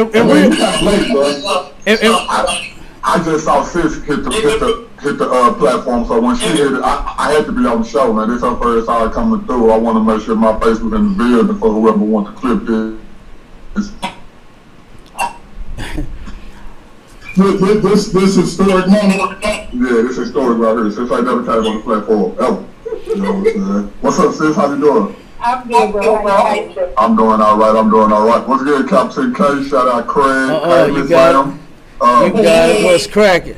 Hey, and if I could, real quick, everybody, we got Go ahead, Cap. Okay, I was gonna respond to the sister, Miss Lamb, what she had asked about that Adam situation. I think we got too many mics off. I think I'm getting the echo. There we go. Yeah. To your question about. I just muted nobody because I could hear you on his. Okay. Yeah. To the question about Adam and him listening to his woman, if he taught her everything. Well, that story in Romans 15:4, the Bible says things written aforetime was written for our learning, right? And what you learn from that story at that moment, when Adam did obey his woman and not God, Adam was weak. You understand? Adam let his woman make that decision for him. When Adam knew that he was supposed to obey God the same way she was. And he listened to his woman instead of him making that call and getting her and telling her, no, we ain't finna follow what this serpent, which was a person, it wasn't no snake, you understand, and just told you. You understand? So that's the lesson that you learn from that story, is that Adam was weak, and that's why he did what he did. You understand? And guess what? Women make men weak. You understand? If you watch the Mike Tyson story, his boxer told him that, man, the women make weak knees. You understand? The women make you weak. And they do that sometimes. And sometimes men, to satisfy a woman, they'll go against their better judgment. All because they don't want to hear her mouth. You understand? All because they want to turn around and not have a problem at home. You understand? They'll go ahead, okay, baby, and then follow along with it and then mess every damn thing up. Knowing that you shouldn't be making this kind of decision. You understand? So that's the story that you get from that. You understand? And guess what? The men in the ISPK, Commander Juliana, taught us not to be weak. Not to be weak for no woman. Nothing wrong with you taking care of her. Nothing wrong with you loving her. Nothing wrong with you treating her right. You understand? But being weak, just giving in to her, that we not going to do. You understand? A man is the head of his woman. You understand? And that head in that context means in charge of. So a woman can't turn around and tell me what to do. You can't tell me how many women I can have. You can't tell me what to do in the day. You understand? I run and control you. I tell you what to do. You understand? And not in a brutish way. You understand? Not in a way to where I'm just got my arm around you and my hand around your neck. You understand? Squeezing all because you ain't did what I told you to do. You see what I'm saying? But it's in the Bible. The woman is to serve the man. You understand? While the man serves the Lord. That's the whole purpose of him having that helpmate. You understand? So, like I said, you can learn a lot. You understand, when you actually know and understand the Bible and the things that's inside of it and what ended up taking place and what not to do going forward. You understand? Don't be weak for no woman, man. No, brother. You understand? I don't care. Like I said, you can love her. Love her. That's your wife. Love that woman. Treat her right. Have movie night. Have nice times. Have nice conversation. Do all that. You understand? But you must be a man. The Bible tells a man, give not his strength over to any. Put honey on her toes. Yeah, put honey on her toes. or you could do like DMG, put it on her buttocks. I'm just kidding you, but I'm just messing with my. I'm just messing with you. I ain't trying to put my sister out there like that. I don't want everybody to know. I don't want everybody to know DMG be nibbling. I don't want, you know what I'm saying?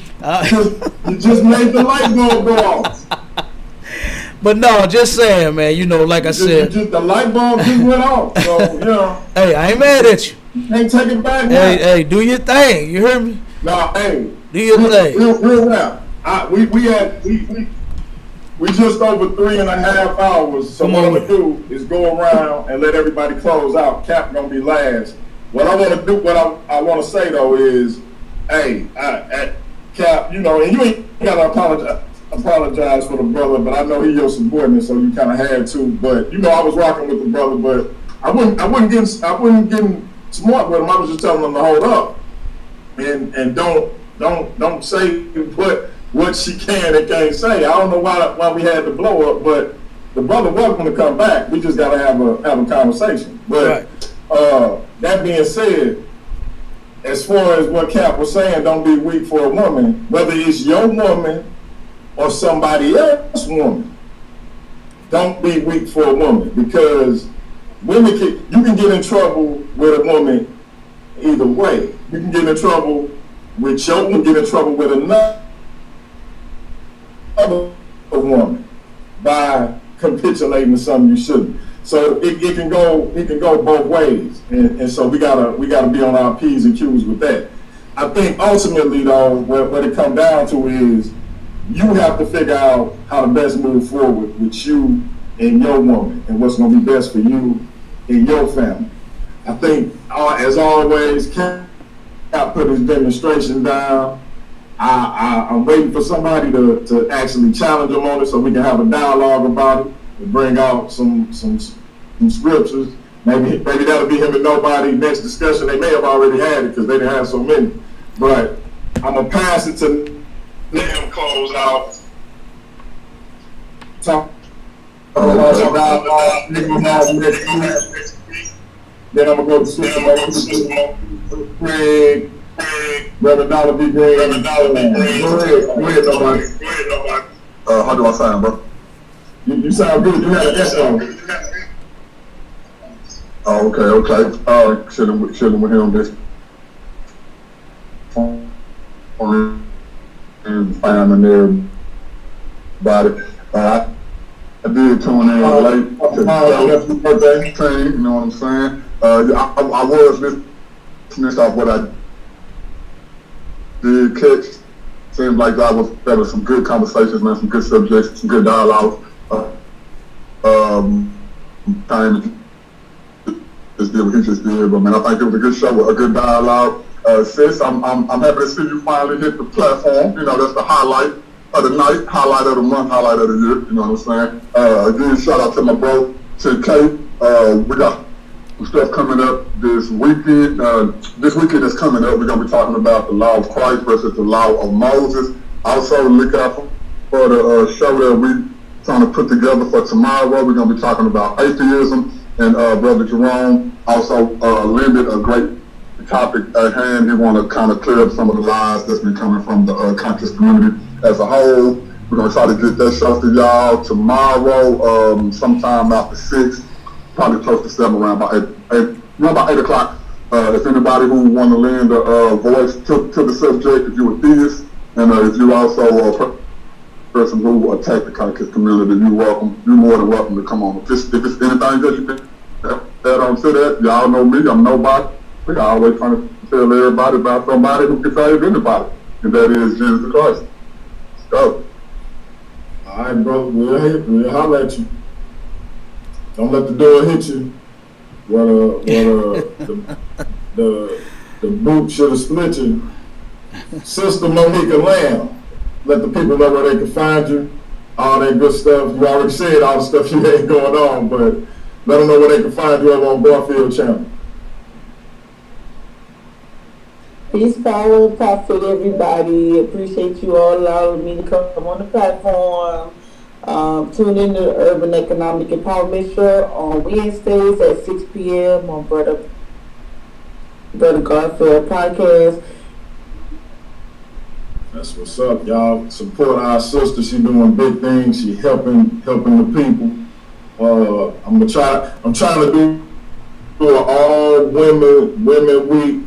Powerful Black women.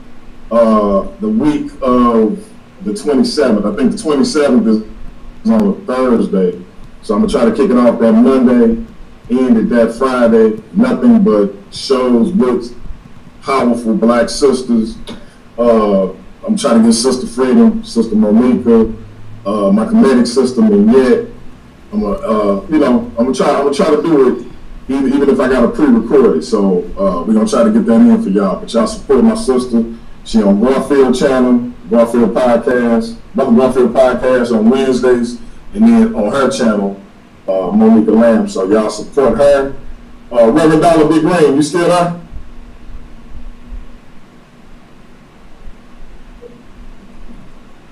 Look like Andre went to sleep on us. Like the Clippers. All right, Classic Craig, close out for us, bro. Yeah, I gotta say this, man. It was one heck of a show. I learned about love, extreme love, and in DMG's case, extreme Romeo Honey syndrome. And I was just listening to all the love and it got all quiet. Like, oh my God, that's love each other. But I just want to say this though. It was an honor to meet Miss Jam. You know what I'm saying? I see why DMG be jammed. Get it? Yeah. I know I'm corny as hell. But I do have to say that, man. Come on, DMG. You goddamn. But I got it.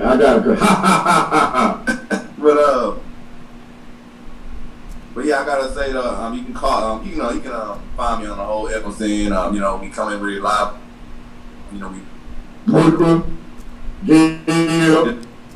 Gab, the one and only Gab. We got the sports dungeon about like 4:30 on Sundays. You know what I'm saying? If you want to see a great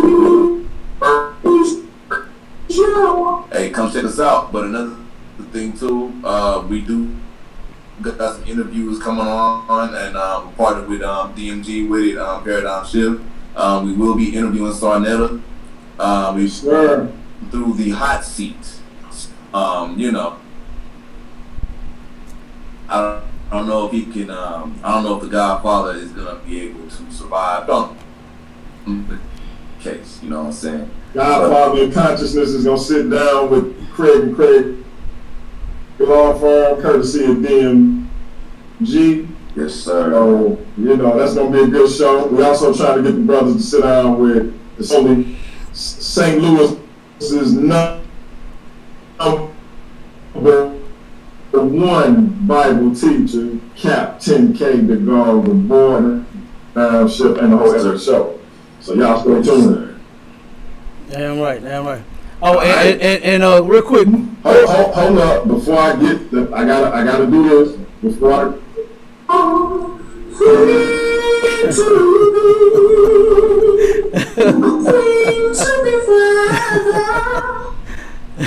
all right, Queen, close out.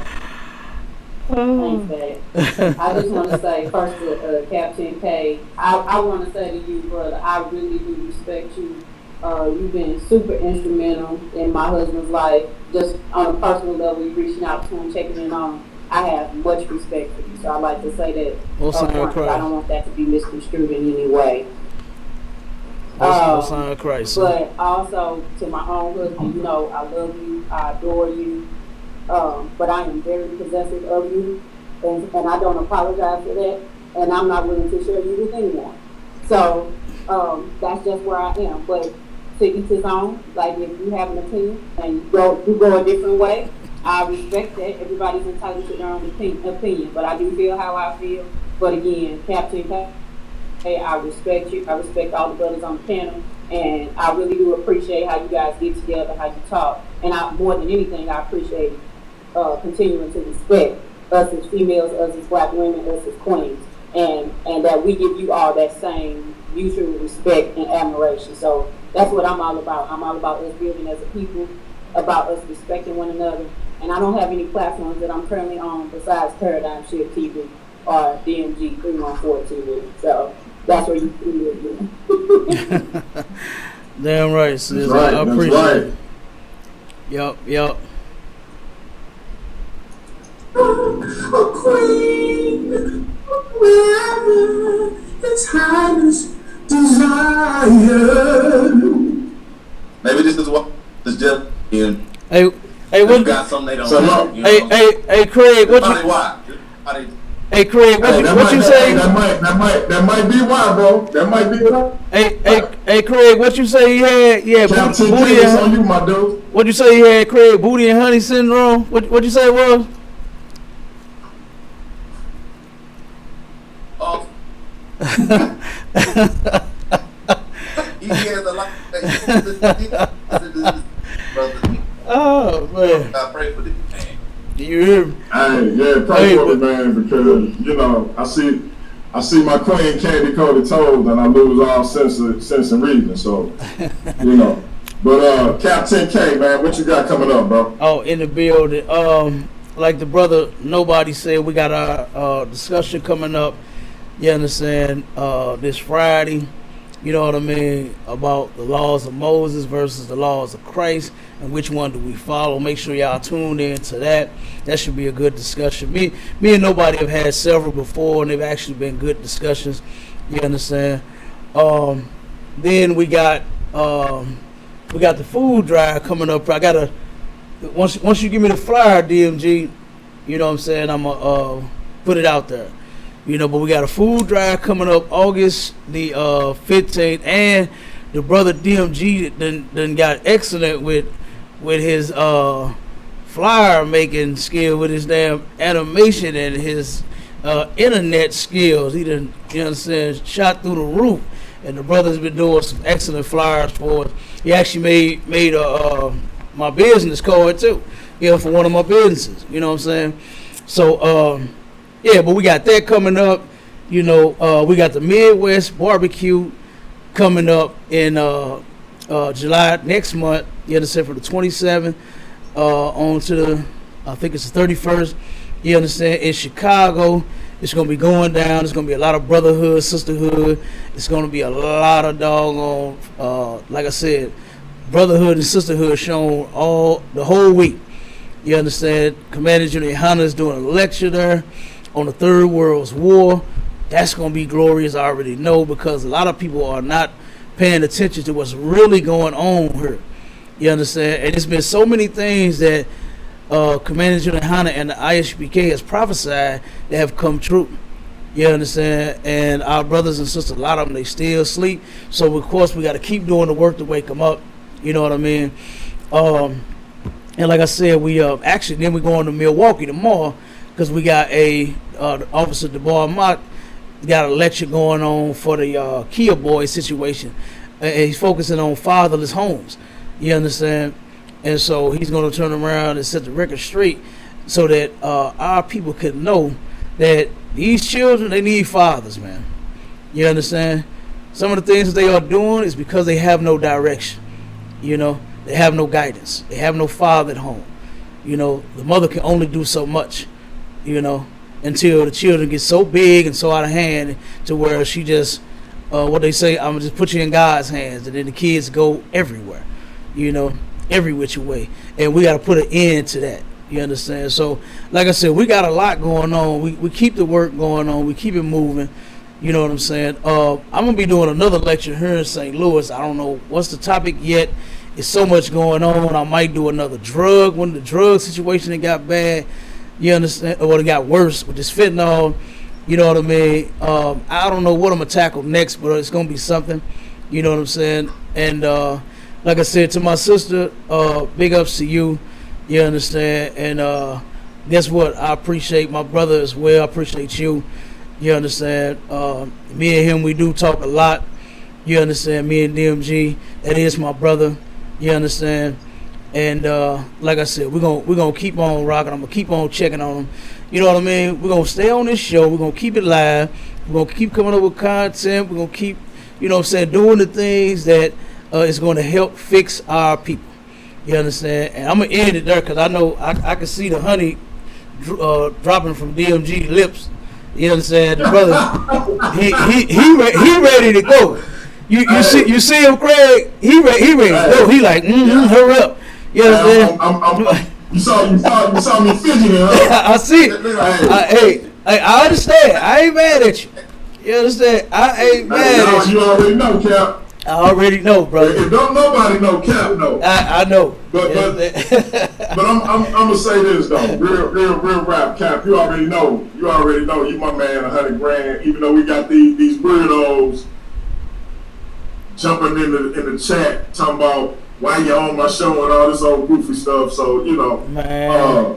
Craig, you my man. Damn right. Like I say, our partnership been mutually beneficial, but y'all definitely done brought a new element, reinvigorated the show. Cap was helping me stay afloat, and then y'all came in and pulled the brother on up out of the water. Cap had me was giving me a life jacket, and then y'all came and pulled me up on the raft. So I definitely appreciate you giving us that shot in the arm, But yeah, so I appreciate everybody's contribution, the mutual respect and whatnot. I just wanna make sure everybody can see that Cardinals cap, because the little funny looking dude with the avatar, whose name I ain't gonna say his name, but he said my hat was dirty and it's looking kind of crispy to me. I just want to make sure I said that. But you got all these weirdos who like to make fun of women and sexual assault, because they got little issues going on in their life. Shout out to them brothers, and I hope they get the help they need. I'm going to keep it like that. So check it out. Paradigm Shift TV 314. This your brother DMG, Cap 10K, Classic Craig, the one and only Queens. She's your queen to be. And we're going to be back at it again, family. Cap 10K, nobody. Got a dialogue next week, next Friday, I believe, 7:30. Should we follow the laws of Jesus or the laws of Moses? Damn right. We're gonna be talking about that moderated dialogue. You know how we do it. It ain't gonna be no coming in, having a second debate with the brothers. You're gonna give one question, just like you did when me and nobody had our discussion about Father. So just be prepared. One question each. So we're going to get that on next weekend. Tomorrow, me and nobody going in about why we believe atheism is a religion based on the dictionary definition. Also, we got Jerome and Pastor Christian Green coming in to bump up some of the notions of the conscious community. Like I said, we got some things coming up. Sunday at 11 Central Time, Cap 10K, Sharpen Your Sword Radio with ISUPK St. Louis. So we're in the building. Paradigm Shift TV 314. We'll be back at it. Y'all come back. Right. Peace. Shalom.